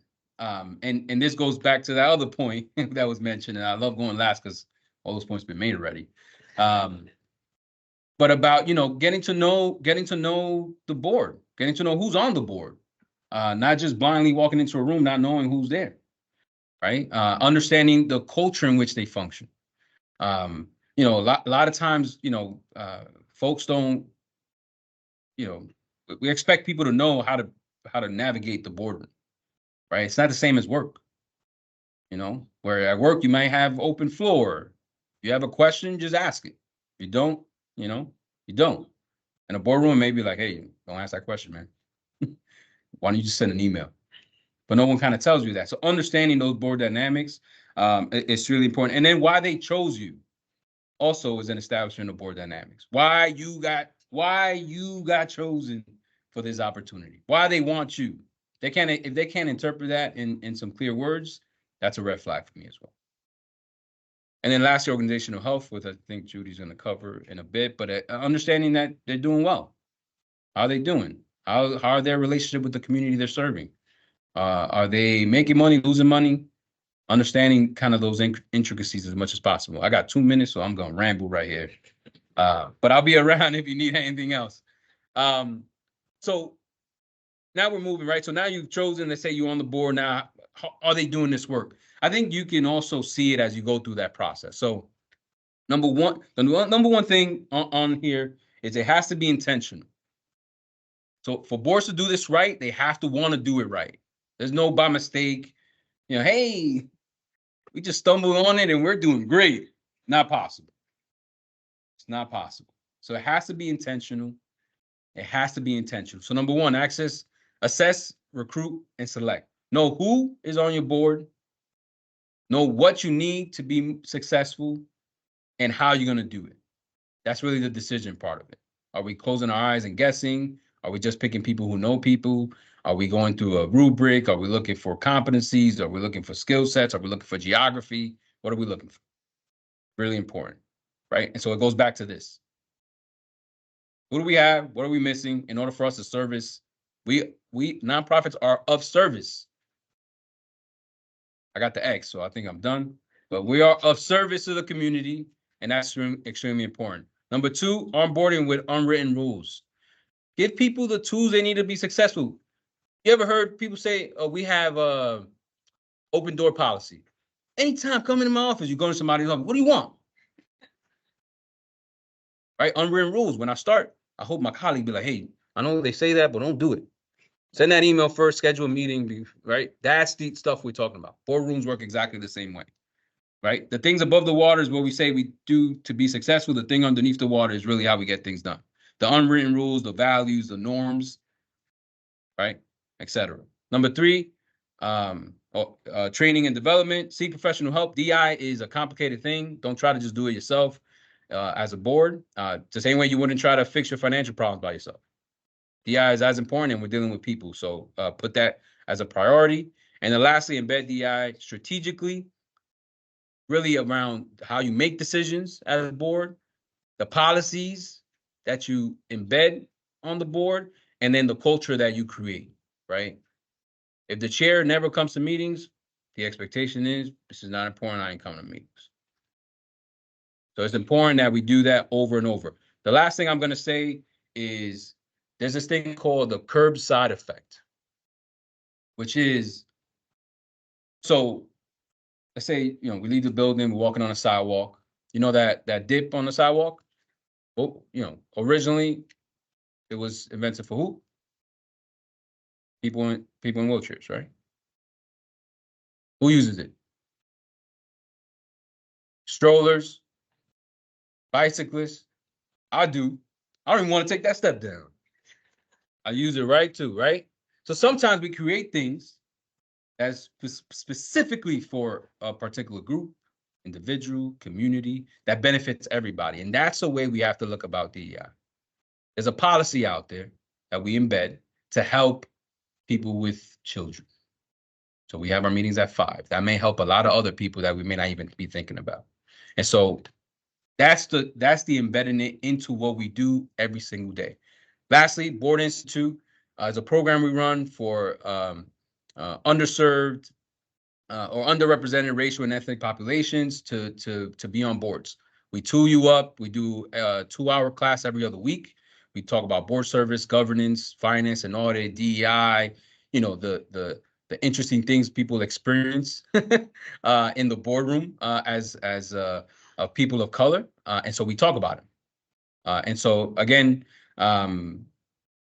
QR code, you can find the website, you can reach out to me. My email's in the sheet. Any questions, comments, concerns, ideas, thoughts, suggestions?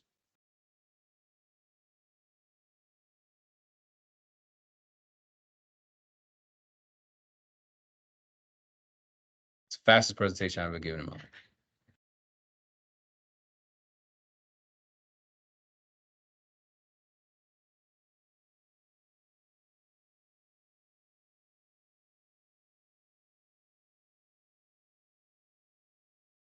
Perfect.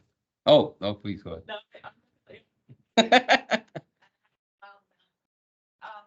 So as a potential board member, or thank you, as a potential board member, or current nonprofit board member, what is my role to forward the message that you just shared with us? So I am not, a minority except for female. So everything I bring to the table that you shared with us, but what is my role on a board now to move the message forward? And how can I go about, taking what we learned here today and bringing that to the table?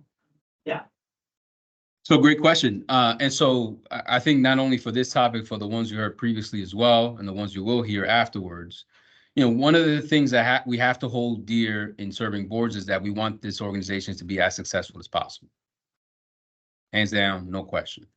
And so when we learn something that we think can benefit that organization, then we have to share that information. How we share it, I think, is the tricky part. For some of us, again, I remember my first board. I didn't think I had no place to be sharing advice and thoughts on what can make us successful. And then over time, I started to kind of learn ways to do that, which was not maybe, condescending or, speaking to, right? So I would just send an article to the whole board. Hey, I just came across this great article. Check it out. And we'll put it on the agenda and we'll just talk about it. And those are ways to try to get conversation around it. Or you share it with the chair. Hey, this might be great, or you share it with the staff. Or at a meeting, I use this at my job as well. For the first year, I'm new in any organization, job, board, I'm new. So I ask all the questions, all the possible questions you can think of. Why do we do that? Can you run that again? But why have we never considered this?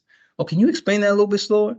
Oh, actually, I kind of thought about this, and allows people to kind of think through what they're doing and how they're doing it. So, to your point, I think is leveraging when we think we have something, a skill set, information, data, we hear something in the community, we must share it at the board level.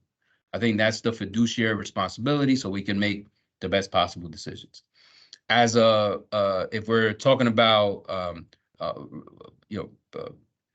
racial disparities, or we're talking about equity, right? So if you're a person of privilege, then you may want to be a voice or be an advocate, or if you're the chair of a board, right? Your job's not to talk, your job's to administer conversation. People forget that, right? The chair is not you're supposed to facilitate, right? Hey, Craig, you haven't said anything about this. What do you think? Hey, Freddie, give me more. What's that about, right? Like allowing people to share. So I think that's the way we do it. Use your power for the right reasons and allow kind of that free-flowing experiences to happen.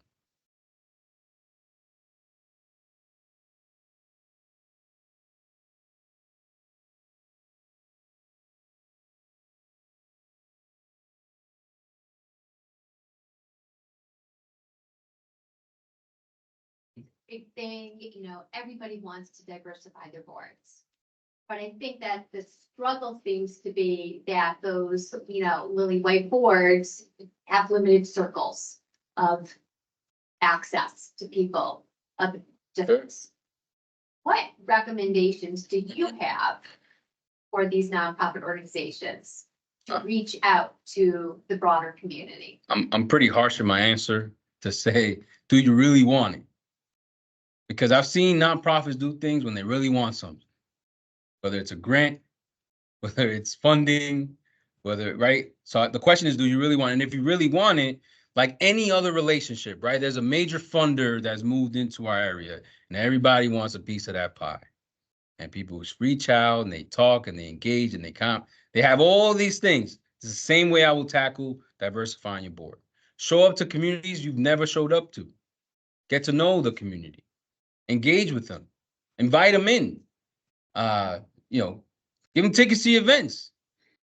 Welcome them to your building. I serve on another nonprofit. We do tours for whoever wants a tour. Your first time standing in the building, we're giving you a tour.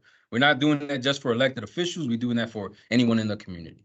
And that's the way we try to engage some folks. So I think, the ways in which we expect that because we say we want it and we have it on our website, that people just gonna clamor in and run into to the room. I think the expectation should always be, how do we build those relationships? If we don't have one, how can we build it? And that may be, maybe I have to fund some of your stuff in order for you to see that this is important to me. Maybe it is, being vulnerable, being the only white person in the room for the Black people at a meeting or at an event, and allow that to be also be shown. Invite folks to your office. So I think there's just simple ways to do it, but it just takes a lot of time and energy that people don't want to put into, I think, in my own opinion. So those are the ways I think kind of you do it. So I think I am done. Thank you so much.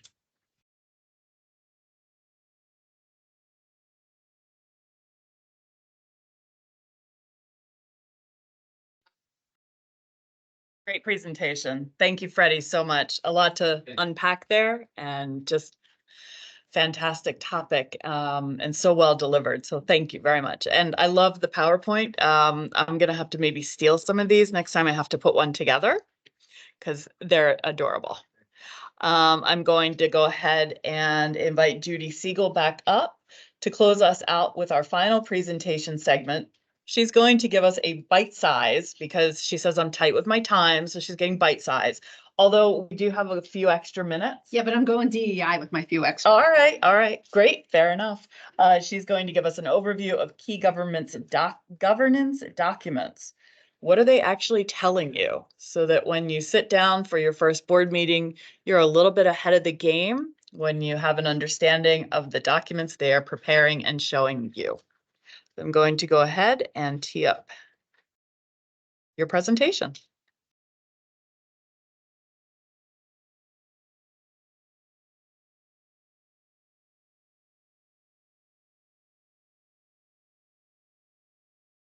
Katie, how does that look? Duplicate slide. There you go. Thank you, Judy. Well, that was a great presentation. And just so you all know, I'm now going to try to convince Freddie to do a workshop that I'm leading in June for Pro Bono Partnership on the intersectionality of DEI and the fiduciary duty of care. Because if you think back to the beginning of the morning, you have this duty to ensure and marshal and protect the assets. And part of that is making sure that your board's diverse, you have the right staff, you're answering, you know which way your guardrails are going. So I am actually a huge proponent, and I speak about this statewide, federally all the time. I think it's really important.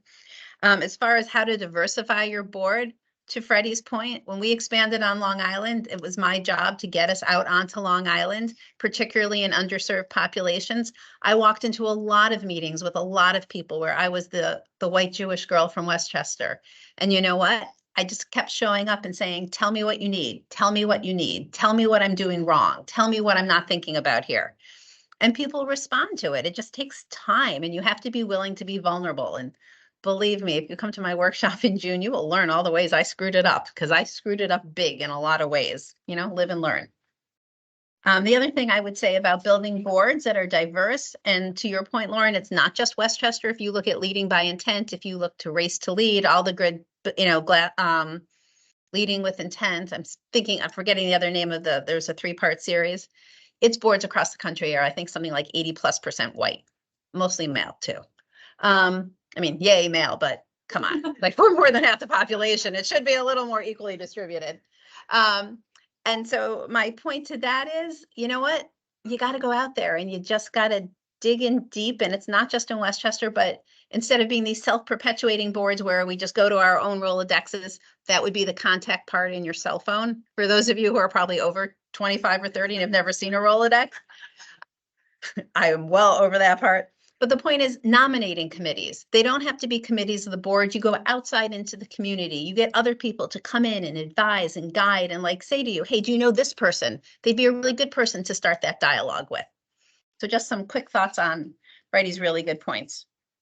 All right, key governance documents. Like everyone thinks, oh God, the lawyer's going to talk about governance documents. But the point of the matter is you have to understand these documents because they control what you do and how you do it and which way you zig and zag. So here we go, lawyer, blah, blah, not legal advice, blah, blah, not violating any copyright, blah, blah. You know how great we are. You're all going to apply to become a client and not have to pay money for all your legal services. All right. All right, key governance documents. How do they inform your fiduciary duties? They control them, people. Fiduciary duties are both set forth in the law, the not-for-profit corporation law, and in New York State, because nothing is easy in New York State. It's also the executive law and the estate trust and powers law. Lots of places, why you should have a free attorney. And just some things I want you to consider. And again, you can feel free to ask me anything. I have cards. You can corner me at lunch, whatever you want. We're here to be a resource to the community. All right. So you have your certificate of incorporation, your bylaws, conflict of interest policy, all mandatory in New York State, without a doubt. Whistleblower used to be only if you had $1 million in annual revenue and 20 employees. About a year and a half ago, the Department of Labor was like, no, we disagree. So now if you have even one part-time employee, you're required to have a whistleblower policy. And even if you have one and you're thinking of sitting on a board, you might want to say to somebody, have we had a lawyer look at it? Because I know the law has changed in the past year and now it's far broader, much more employee centric. So it's important to make sure that's updated. Oh, how would you know that? You may ask yourself. And the answer is, if you sign up with Pro Bono Partnership, even if you're not a client, we send out legal alerts anytime the laws change, and they have action steps also. We don't just tell you there's a problem, we give you some ideas about what to do. And then anti-harassment policies, which people like to call harassment policies, which I really think sets the wrong message. We should be going with anti-harassment, or one of my colleagues likes to say respect in the workplace, which is really what it's all about. If you have even one part-time employee, you need an anti-harassment policy as well. All right, so the certificate of incorporation is the controlling document. It's the be-all, end-all document. It contains that oh so important purpose clause that I keep mentioning, which should give you an idea of how important it really is to lawyers. We're big fans of the document, especially the certificate of incorporation. It should be broad and forward-thinking. If you're going to address food insecurity in Westchester, maybe we don't say in southern Westchester, maybe we say in the Hudson Valley, because it may very well be that while you start in Westchester, you realize there are people who are hungry in Rockland or Dutchess or someplace else. So broad. But if, for example, your certificate of incorporation says that you're going to support children in one city in Westchester, and then you perhaps expand to 2 other states, you should know that you can amend your certificate of incorporation. It requires the consent of the estate attorney general. It requires an affidavit be filled out about assets. That would be an offline conversation. And then once the AG approves it, then you submit it to Albany. So you can expand those. If there's ever any conflict between your certificate of incorporation and any other document, particularly your bylaws, certificate of incorporation is always going to win. So if your certificate of incorporation says you're going to have 7 to 9 board members and your bylaws say you're going to have 3 to 5, every action you've taken with just 5 board members is considered ultra vires, or basically you blew it. None of it's legal. So really important as board members to say, hey, do we take out our certificate of incorporation? Do we know what we're allowed to do?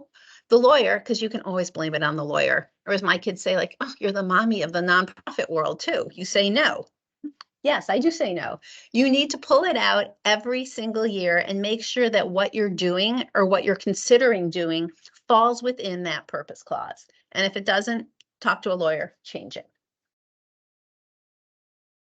Bylaws. I love bylaws. I know you're probably not supposed to say that. It's like a very wonky thing to say.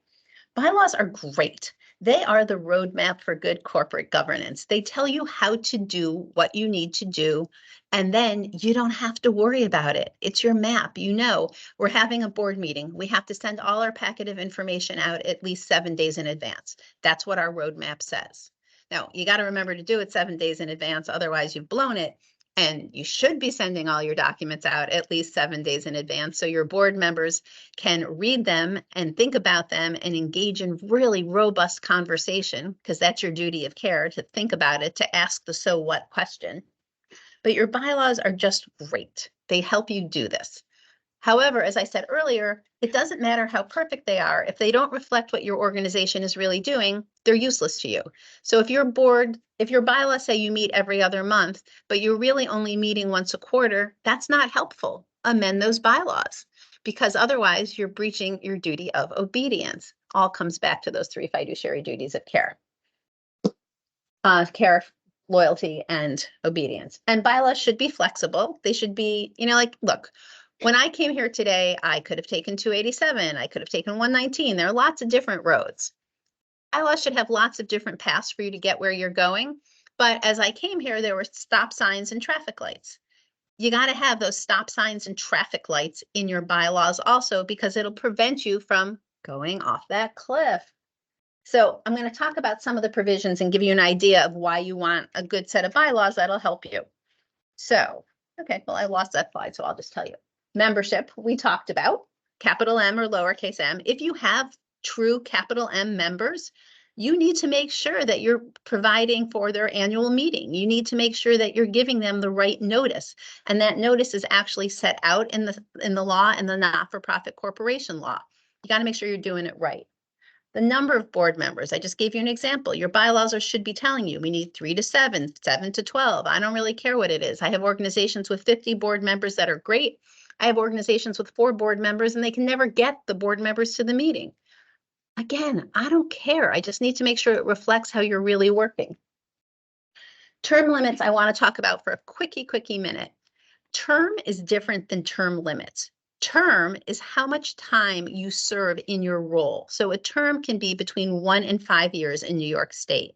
That means like my tour of duty is between 1 and 5 years. Term limit is the number of times you can have that tour of duty. So there are 2 kinds of term limits. There's the hard and fast term limit. I'm going to serve 2 3-year terms. Or there's a term limit with what I've nicknamed in our office the Moses Clause. You serve your 2 3-year terms, and then out into the desert you go for however many years, and then you can come back and serve again. There's lots of pros and cons on term limits. I can talk to you about them if you want. Another thing. Quorum, the minimum number of people you need at a meeting to take action.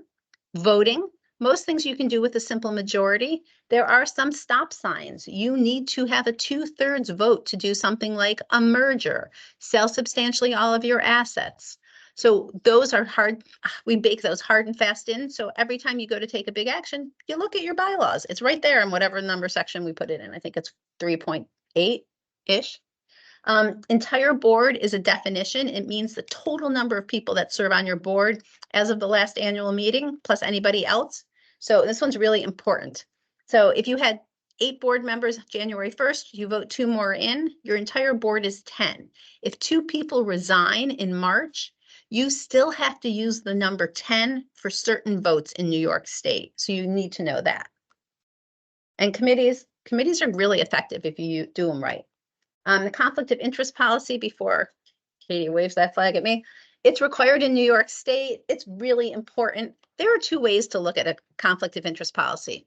Let me first say, you can have a conflict of interest transaction, a transaction between an officer, director, or key person and the nonprofit, a financial arrangement.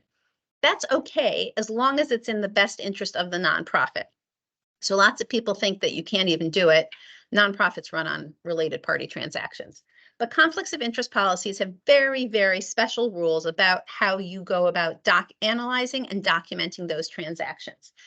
Clients hate the conflict of interest policy. It's very lawyer. I spent a whole week one summer writing a friendly one.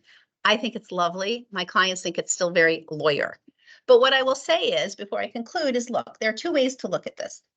You can look at it as the most God forbidden, horrific legal document, or you can reframe that thought and think about, wow, how great is that? Judy just handed me the document that if I follow steps 1 through 7 and document them on the worksheet she gave me, we can't go wrong. We'll be fulfilling our fiduciary duty. How wonderful that the legislature has told us these are the steps we have to take.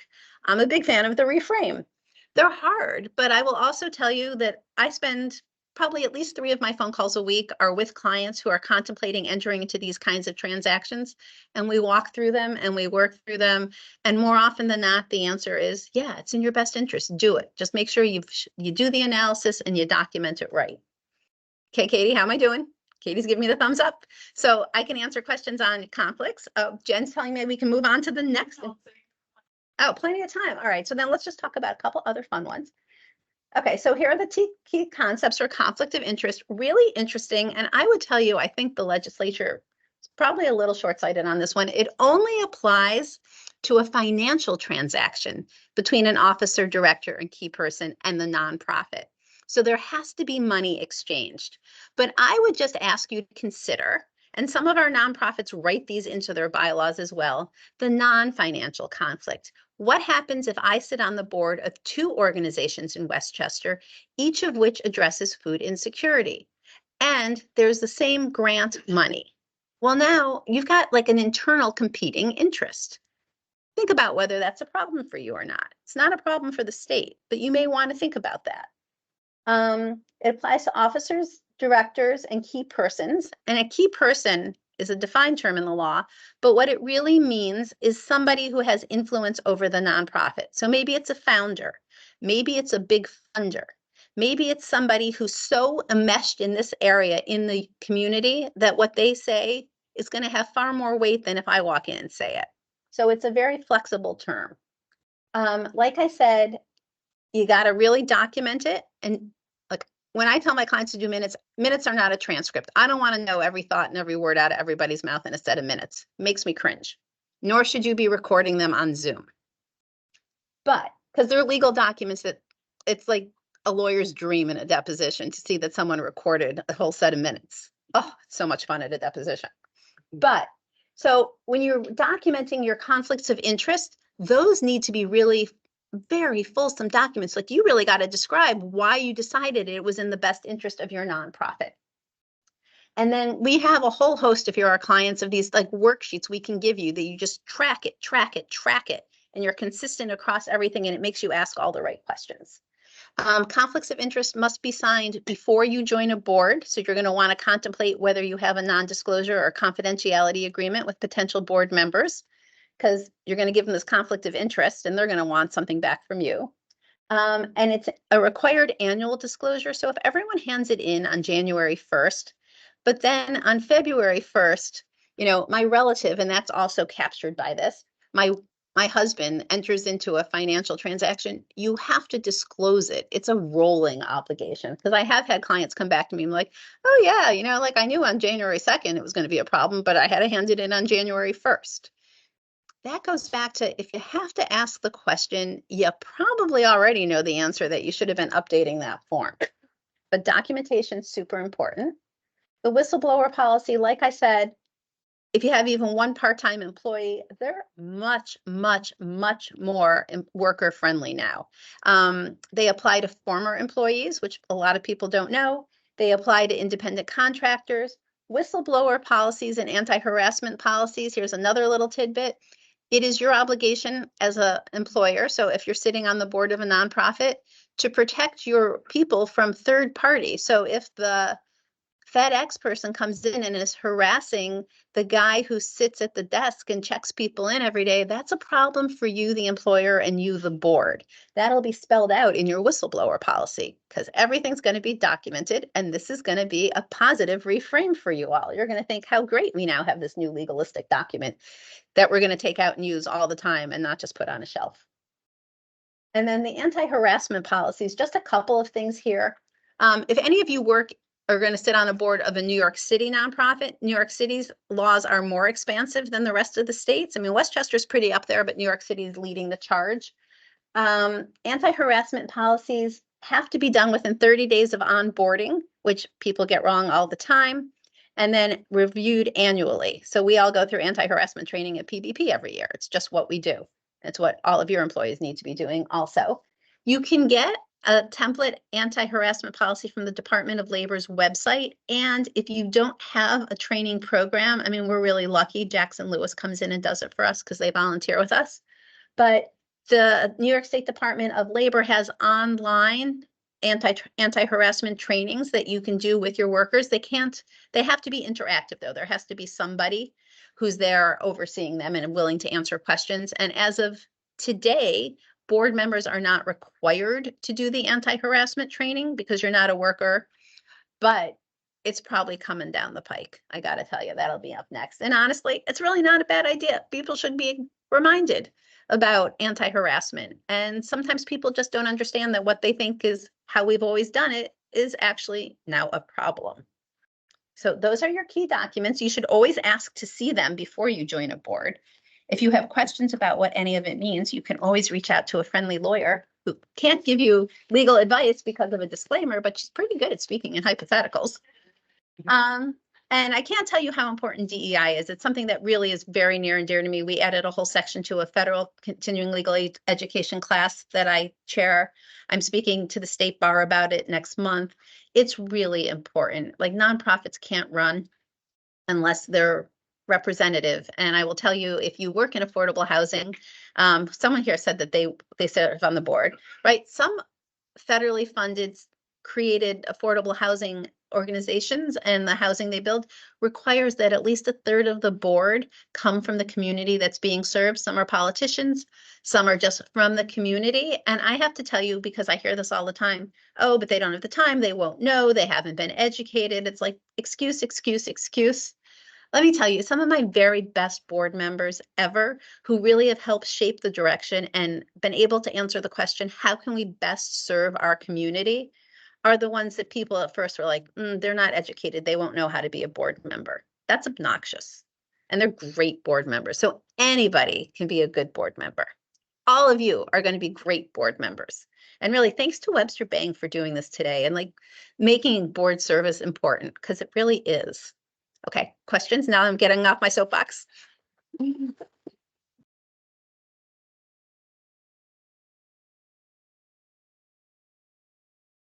Sure.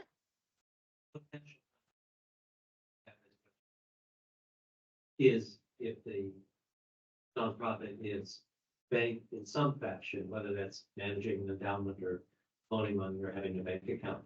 Could you address? Sure, that's a great question. What happens if, as a Webster employee, you're their banker? So there are a couple of good answers to that. Initially, it would have been a huge problem in 2013 when the law was changed because every transaction had to be reviewed by a board if there was a conflict of interest. Then the law changed and you're allowed to carve out transactions because there's three different ways. One is if it's de minimis, which I guess it's probably not if they're banking with you. One is if you're providing services in the same way to that person as you would provide to any other client. So you might want to see if that carve out would be in those bylaws and would work for you. Like that's hard. Like I'd have to look at that actually and talk to you about the details. And the third is, would another similarly situated board address the same issue? Probably yes.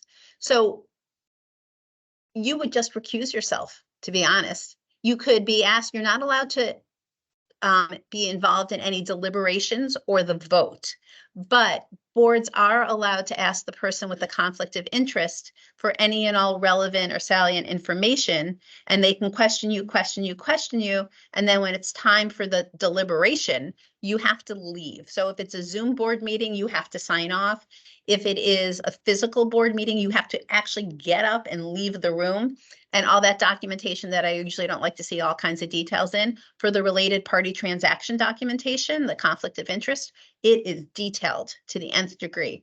You started talking now at 10:33, you walked out of the room, the deliberation occurred. So it's doable, but most often you're just not going to be part of that conversation. Anyone else? Oh, you're all going to get on boards and call me. Trust me for conflict. You're going to have questions. All right. Thanks.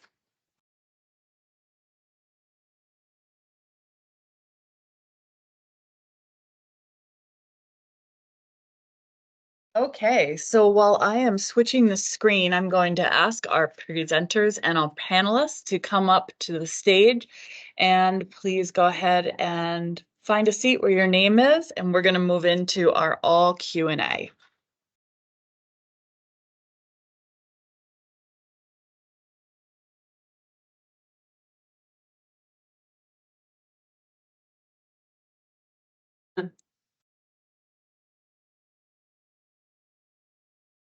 Katie, you're going to help direct me on where it looks best.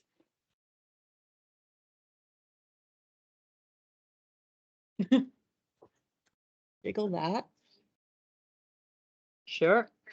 And if we can ask our panelists and presenters to turn your microphones on, just by hitting that little button, you'll see the green light. And if we have great, so we have Abby and Nora in the room holding the microphone. So as you guys have questions for our presenters and panelists, we like to just be able to use this time to really recap. I know a lot of times we ask our presenters and our panelists to give a lot of information in a little bit of time. So this gives us a chance for them to broaden any of their TED Talk or any of the topics that they didn't get a chance to go into further. But I always want to open the room up, first of all, and on Teams to our Q&A for any other last minute questions that, you'd like to present to our group as a whole. And we have a gentleman back here. So I'm going to step aside and let you guys take the mic and then go ahead and present your question to the appropriate panelist or presenter. This would be really for the Webster employees on the panel. It's something that often comes up, and it's back to the give issue. And what would be the best way to pick some other Webster pockets when you're on a nonprofit board? What has been successful?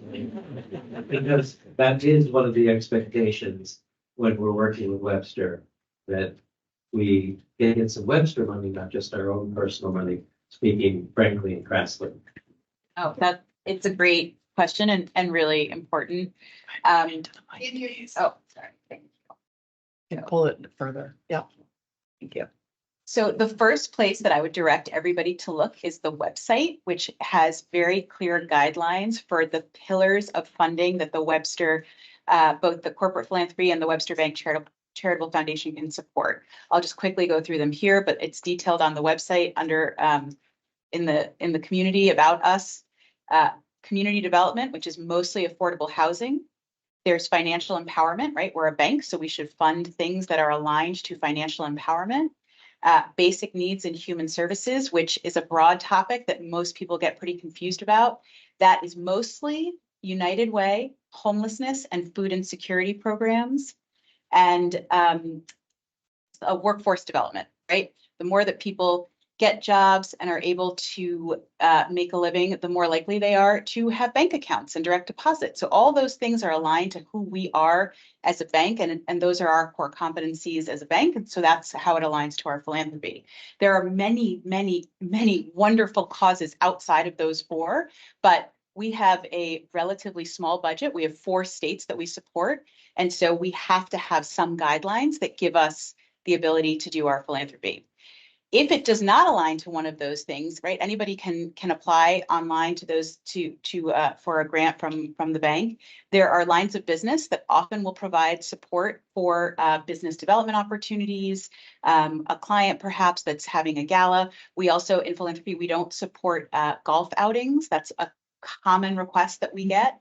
The foundation has very strict rules, for example, that we cannot receive goods or services, which means an event or a golf outing or something like that. We do have other ways to support events, but often lines of business have budgetary allocations for supporting events, particularly if it's a client or a business development need. So if it's a no from philanthropy, I would go directly to the folks who manage the line of business and make a case for why this makes sense to support. Sometimes even when all the things meet the requirements that I described, the answer is still just we can't do it because we only have a certain number of dollars to give.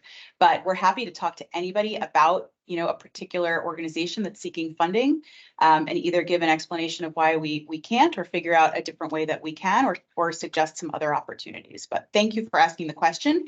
You saved me probably 35 emails, so thank you so much. I appreciate it. But little does she know, her email is in the packet, so you can know where to email find me. I her. work Okay. upstairs. All so. It's not a very broad question, it's probably very obvious, but maybe one of you spoke about it. Does it make sense that you should volunteer first?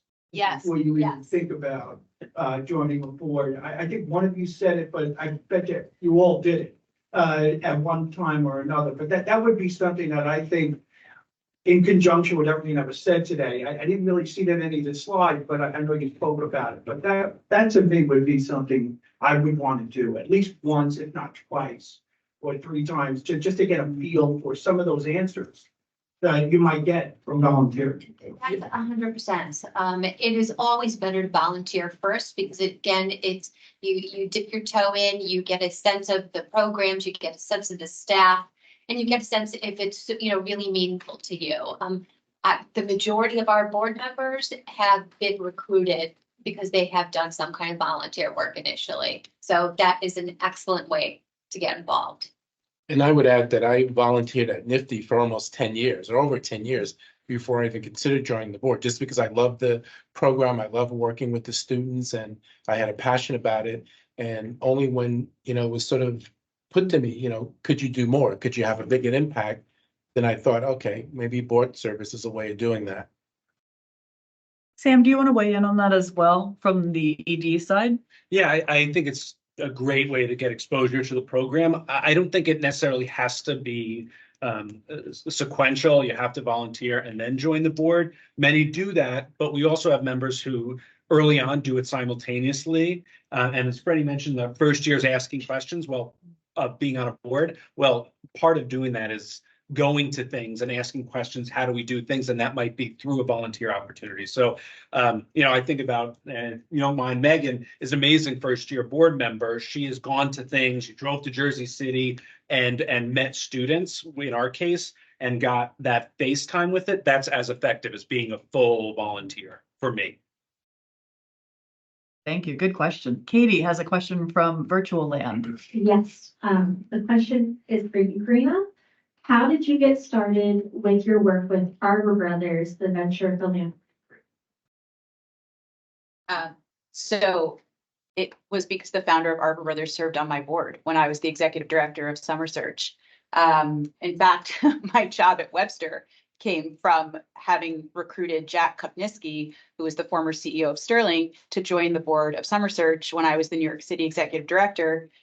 So a lot comes from board service. And so both the, many of the roles I took on after that came from connections to board members. And I always say, to Karina's point, I always tell people, like, look, if you don't want to do it because you should morally, there's no other way, especially when you're young in your career. And this is a great way when you're junior in your career. Where else are you going to be with a group of people who are leaders, who you're going to be able to have their personal email addresses, their cell phone numbers, and work with them one-on-one, right? It's a very rare opportunity you're presented with. Also, you don't have to be on the board to have that opportunity. In New York State, there are 2 kinds of committees. There are committees of the board, comprised solely of board members, but there's also things called committees of the corporation. These are committees that are mixed oftentimes. So they're board members and non-board members. And sometimes you'll see them for like marketing or a gala committee. So not only are you going to get those connections because you're going to have board members scattered in there. If you're young in your career, I think it's a great, to Freddie's point, like put it on his resume. If you can get on a committee or do a project, lead a project for a nonprofit, then you're showing some real leadership skills. You're showing organizational skills. You're developing a skill set that you perhaps wouldn't be given that opportunity in the corporate world or your real job world initially. So it's a really good way to develop contacts and skills and make yourself more marketable. Do I think that's the only reason you should do it? No, but if you tell me you're going to be a great board member or you're going to volunteer and make my nonprofit's life better, okay, so that's great. But there are some real selling points personally also for you to do it. Great. And that kind of leads me into one of my next questions, unless we have one from the audience. Okay. Oh, Kara, please. Microphone's coming down. I think I'm loud enough. It's for the people in Teams. Thanks. My question's for Sam and Lauren. If maybe you could talk a little bit about junior advisory boards and what that means. I know we have a lot of folks that often think about joining a board, but that might be a larger commitment. Or they might be early in their career and still want to join a board and make an impact. Can you talk a little bit about those boards, what they mean, and how you do look for individuals to join them? Yeah, we have a junior board, and many organizations will have their governing board that is the fiduciary there, and that usually has some sort of give-get requirement financially. But then a junior board that has a slightly different purpose. Sometimes it's more advisory, sometimes it's more of a pathway and to get experience in a board structure and then potentially move on to the full governing board at some point. So for our junior boards, we're actually setting them up. We have our governing board that oversees all of what we do in all 3 of our sites, but then we have a junior board in each site. And for us, those folks are more connected to the local community, and hopefully we'll be able to train them in board service to move them up into the fiduciary board. One other thing, usually junior boards, in my experience, and I'm not sure if that's how WJCS does it, they pick like one thing to chew on for the year, one project. Maybe they're going to do one collective fundraising. They'll do a bowling night. I know one organization did, and they'll get all their friends out to it.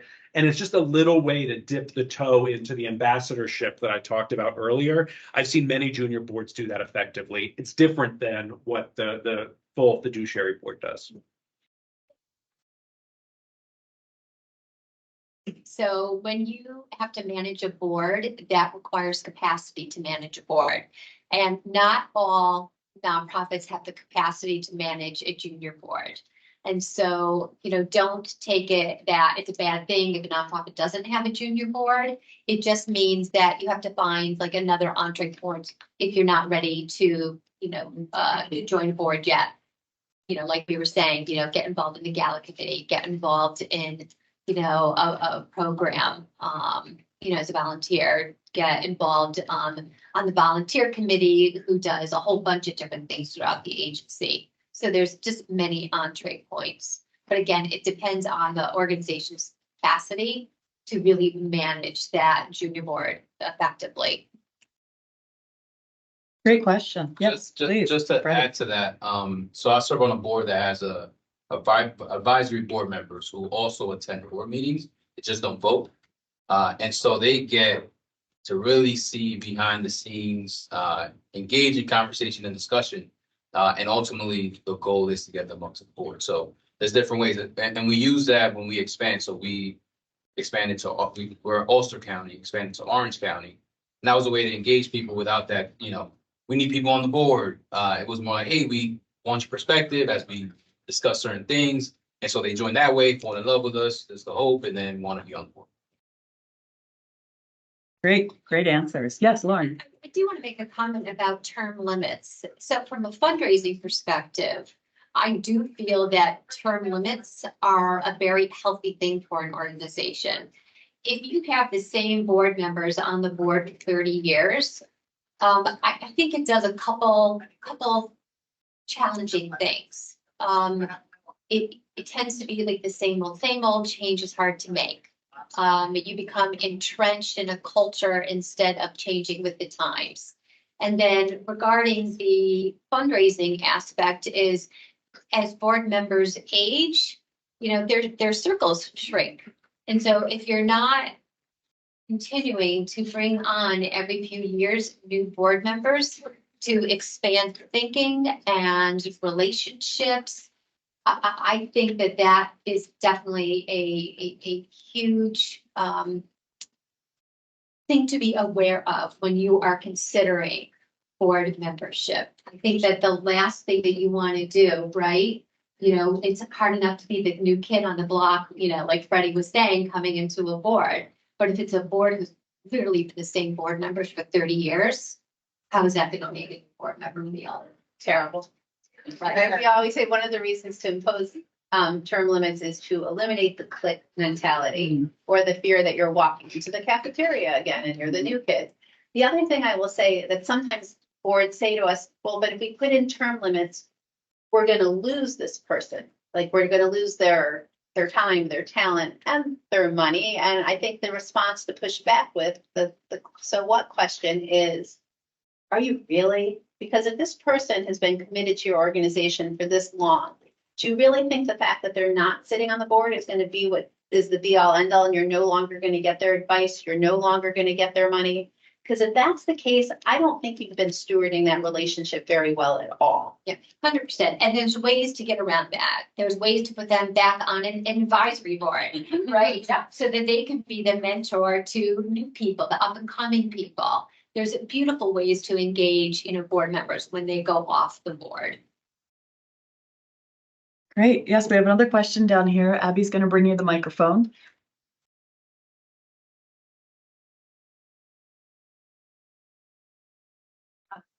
Last topic you were talking about this, I think, difficult board members. Oh, difficult board members. Well, I'd like to say that none of my board members are difficult. They're all wonderful and they're each in own unique way. And I'll let Sam talk about that also from his perspective, although his part's great. Part of the problem with difficult board members is that no one ever challenges the bully or the bad board member. I would tell you, and I do tell my clients all the time, it is the job of the chair to make sure and to have the tough talk, right? But perhaps the board chair is not the right person. I have some clients where they've not been the right person. So somebody else steps up. But again, the point of a board is to have, duty of care, duty of loyalty goes to having tough conversations, robust conversations, disagreements, and then moving on. You're all grown-ups. What gets said in the boardroom stays in the boardroom. It's confidential. It's not as if somebody should be disagreeing with a vote and going out into the community, and this does happen, and oh yeah, we voted 7-2. I thought it was a terrible idea. Well, if that gets back to you, and I hear this because I am in the community and I have gone back to my boards, somebody must have that conversation with the board member. And that's another good reason for term limits is because sometimes people are embarrassed to step down off boards. But if you have the off ramp and or you have the person who's willing to say, you haven't been pulling your weight or you've been really kind of bullying in a board meeting. So what's going on? Let's talk about it. The other thing is if you have people who just run at the mouth at board meetings, not that that would ever happen. The timed agenda is a great tool that your board chair can use. A consent agenda is a different kind of agenda where you package up a lot of items that are sort of regular business and you vote on it once, and then there's more time for this robust discussion. But honestly, someone's got to just step up and have the conversation. And every set of bylaws should have a removal clause. And sometimes, you know what? Board members get voted off. It happens. There are ways to make it more palatable. It's never a comfortable conversation. I don't like getting those phone calls from my client. It's doable. And sometimes you have to do it. Sam, is there anything that you'd like to share? I know now I'm putting you really on the spot. I have a board member sitting here. That's right. Not a difficult board member by any means. Yeah, look, I think that the more effective the chair is at shaping the meeting. I'm a former teacher, so I like meetings that are lively and people are really sort of debating and getting into it. I think one of the things I found is I always think of board members as very experienced professionals. They know how to conduct themselves. And one of the things I found to be very shocking is the extent to which some board members don't acknowledge what are triggers for them. And so doing some training with the board about, I noticed that you got revved up about this particular thing, especially because all of the issues that not-for-profits are tackling are very political in nature. I mean, education is not immune after decades of being immune from politics. It's not, and I can think of any organization, mental health, they're all very political. So at different times in board meetings, people get revved up and show emotion. And I think having some training around that for board members about what is triggering, what are your preconceived notions that are being activated in a meeting, I think can assuage and bring the temperature down for some of those hard board members. Great, and we're gonna just take two more quick answers to that, and then we're gonna wrap up. 100% agree. The other thing I would say is I have on the agendas I write for my clients, the last one is sort of good and welfare. I like people to share their good news with each other and actually get to know each other as humans. And when you just come into a meeting, debate and leave, it's one thing. When you're friends with, you go for dinner before, you're going out for a snack afterwards, you know, someone's kid just hit a home run, you know, somebody else's mother, you know, left the rehab facility. It makes it harder to be an ass, like my word ass, not yours. Be an ass at a meeting when you're talking about someone's child or grandmother or something. I just want to add that, board members can be challenging during non-board meetings. And I think that this very often happens when they don't understand their role as a board member. The role of the board member is not to be operational. It is to govern. And every incident that I've ever witnessed over 30 years has been because the board members have stepped over that line. And I do think that the CEOs do have a responsibility, in partnership with the chairman of the board to have those tough conversations with the board member when they do that. Part of it is a process of education. Part of it is a process of, like Sam was saying, what's triggering you? This happens all the time with fundraisers because you serve on a gala committee and all of a sudden you think you know how to fundraise. Or, we get a lot of marketing pushback. Why did you say it this way? Well, because research shows blah, blah, blah, blah, blah, blah. So we do a lot of education with the board members.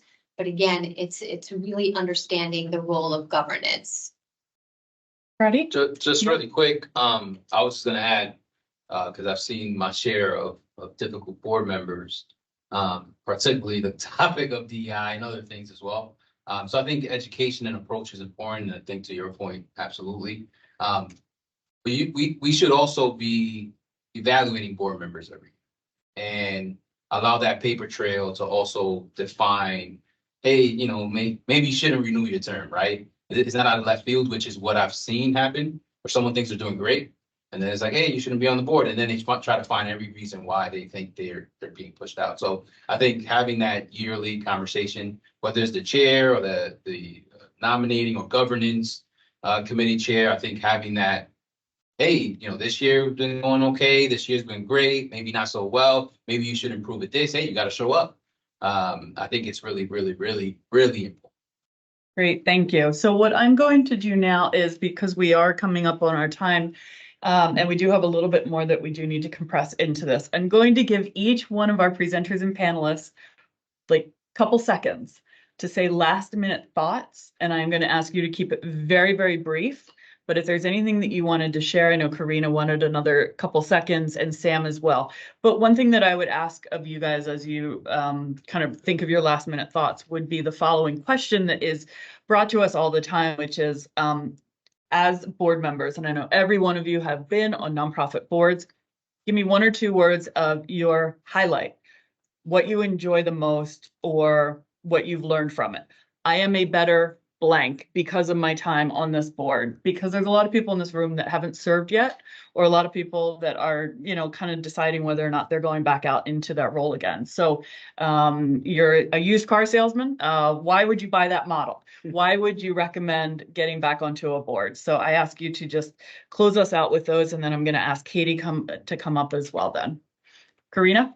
I just wanted to make one comment. I'm glad that we have talked about the many different ways to contribute, and that and we've talked about the give get. I do just want to make it known, though, that when organizations apply for grant funding from foundations, they are often asked, does 100% of your board contribute? You almost have to check yes.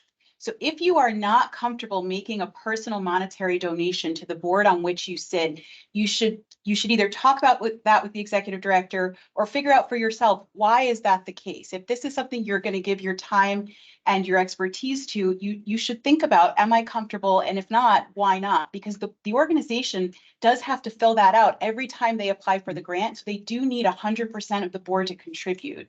So I think there's many different ways to get around it, but I would also encourage everybody to think about that before they join the board. The impact my board members made was great. The dollars they donated was also impactful and helped me run my program and serve students. So I want to make that one comment as well. I think I shared all the different ways that I learned, but it certainly, I think, has made me a better mother to serve on the board. Wow, thank you. And that benefit for me has been professional development. And I think many people would see professional development through serving on a board. Collaboration, being able to develop influencing skills, listening, getting the opportunity to maybe be mentored by a more senior executive in another organization, and you also having the ability to do that to perhaps younger people from other organizations. So slowly but surely, you see an evolution in your own, I think, professional skills by having an opportunity to work in sort of a different type of collaboration than we normally do when we work here at Webster. So that's an added benefit, other than you doing a lot of good and being able to have an impact on people in your community, you definitely get something out of it. Thank you, Barrett. So I'm not going to talk about my board service, but I did want to say this is a really unique place, Webster. We work with a lot of corporate partners, and I am yet to see one who goes as deep and as prioritizes community outreach and board service. The fact that they gave you time this morning, Webster has made a deep investment in my organization and my students in terms of finance. And we see a lot of corporate partners sprinkle a couple of dollars here and there and sprinkle some volunteers here and there. But I think Webster is really unique in the depth of which it's trying to see impact in the community. And I hope if you remember nothing, even my ask stuff, you remember nothing today. I think the symbol that you were here today says a lot about a type of place you work. And I just want to thank you all on behalf of organizations that receive that deep impact. Thank you, Sam. And I'm not going to talk about my board service. I just want to say in general, because I represent hundreds of nonprofits, that for me, the joy of nonprofit services, I get to see the very best of human spirit every single day. Like in a world that kind of sucks sometimes, my days get to be working with people who should be trampled and crushed by what the world has given them. And instead, they rise like the phoenix and make our world better. So for me, I get to see the best of people every day. So with that statement, I'm going to say you should all go out, you should serve on a board, just do it. And then if you have questions, call me. Lauren? For me, it's really two things. One, I love to learn and grow as a human being. And I think that serving on a board has been one of the very blessed ways that I get to continue doing that. I think that when you stop learning, that's like the end. And so joining the board is a wonderful opportunity for that. And then I just wanted to make a comment about our clients, and the clients of all the nonprofit organizations. While they may be some of the most vulnerable populations in our communities, they are also some of the strongest people, the most resilient people, the most capable people, and inspiring people that I have ever met. And I literally, even just saying that statement brings tears of joy to my eyes, because it's just so rare that you get to meet these people with these, lived experience, who are so authentic and so strong, that for me, it's just an honor to be able to work with them and to get to know them and to be able to share their stories and make a difference in their lives. And so that to me is another reason why it's great to get involved in the nonprofit space. Or to follow. No, so serving on a board gave me confidence in many ways. I think, it puts you in a room, full of professionals to observe, especially when you're early in your career.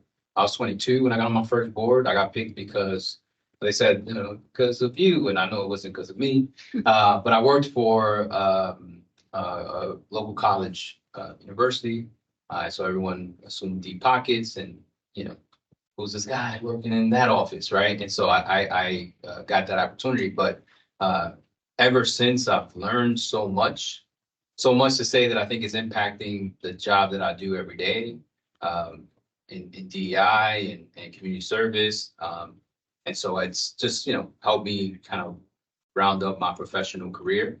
And then I think the client piece is critically important. So you get firsthand to hear the stories of people in your community that need a lot of help, right? We hear it, right? Affordability, housing, we hear it, but when you see it, it does something to you very different. So, and the last thing I'll add to that, just because I'm the last one, I guess I can speak a little bit more, is that you all can be great board members. And so if you truly believe that, then go and do it. There's nothing that can limit you from doing that. And so you got to just find the things that make you excited to show up every day at 8 a.m. or at 6 p.m. So. Thank you, Freddie. So I am going to very quickly spin the screen and invite my colleague, Katie Pfeiffer, up to talk very briefly about next steps. So Katie, go right ahead. Great. Thank you. Thank you all for being here, and thank you to our panelists and presenters for that great wrap up. So I feel like what we've heard today are two main buckets of things. So one are the how to be a board member, the documents, the role of that board member is kind of the technical side, and then the why. And I really feel like Barrett kicked it off for us with him saying that he had like pieces of himself that were not on that board and how he wanted to show up. And Karina said the same thing, Freddie, that you all have things that make you special that are missing from boards, and they need you to serve that way. So next steps, right? What are you going to do next? You need to explore nonprofits. Are you going to volunteer to do that? That's a great way to do that. Volunteer New York can help you with that. Are you going to ask questions? Absolutely. They give you a lot of really good questions to ask and kind of things to do. And two kind of, oh, sorry, actually I have three, the three things to do. So one, Volunteer New York does a board speed dating event in the fall. You are all welcome to join us and meet a whole bunch of different nonprofits that you have an interest in connecting with and deciding if that's someone who's a good fit for you, right? Because it's not that first time you meet them type of thing. The second thing is Freddie mentioned Board Institute for the Hudson Valley Pattern for Progress. Check that out. That's another way to step into board service. And he covers several different counties. And so it, covers a broader scope. And then Karina shared that Webster's website has the pillars of philanthropy on it. Everybody needs to go check that out so you can understand the different things that Webster, funds, so that when you join a board and you want to ask for money, you have a better sense of what that looks like. So I would say those are your three things to be prepared for. And I'm going to leave it at that. Thank you. Oh, sorry. Yeah. Marissa stole the thunder. Okay, so we're going to hand it over to Kara, who's going to tell you about that very thing. Hi, everyone. Marissa clearly stole my shine. I was just going to come up and remind everybody to log hours. I got your text, Marissa. No, I just wanted to say, I wanted to thank everybody for being here today and for really wanting to learn about, board service and how you can make an impact. I wanted to thank our panelists, thank our presenters. You all did an amazing job. I am floored. Thank you to Jennifer for doing this. We really, really appreciate it. If you are interested in joining a board, if this has sparked your interest, if you want to learn more, please reach out to me. I'm hoping everybody knows me, knows my team, and knows who I am. All we want to do at Webster is make an impact. Well, a lot of what we want to do at Webster is make an impact. So if you're interested, reach out to me. I'm here. Again, thank you to everybody for presenting today. You did an amazing job.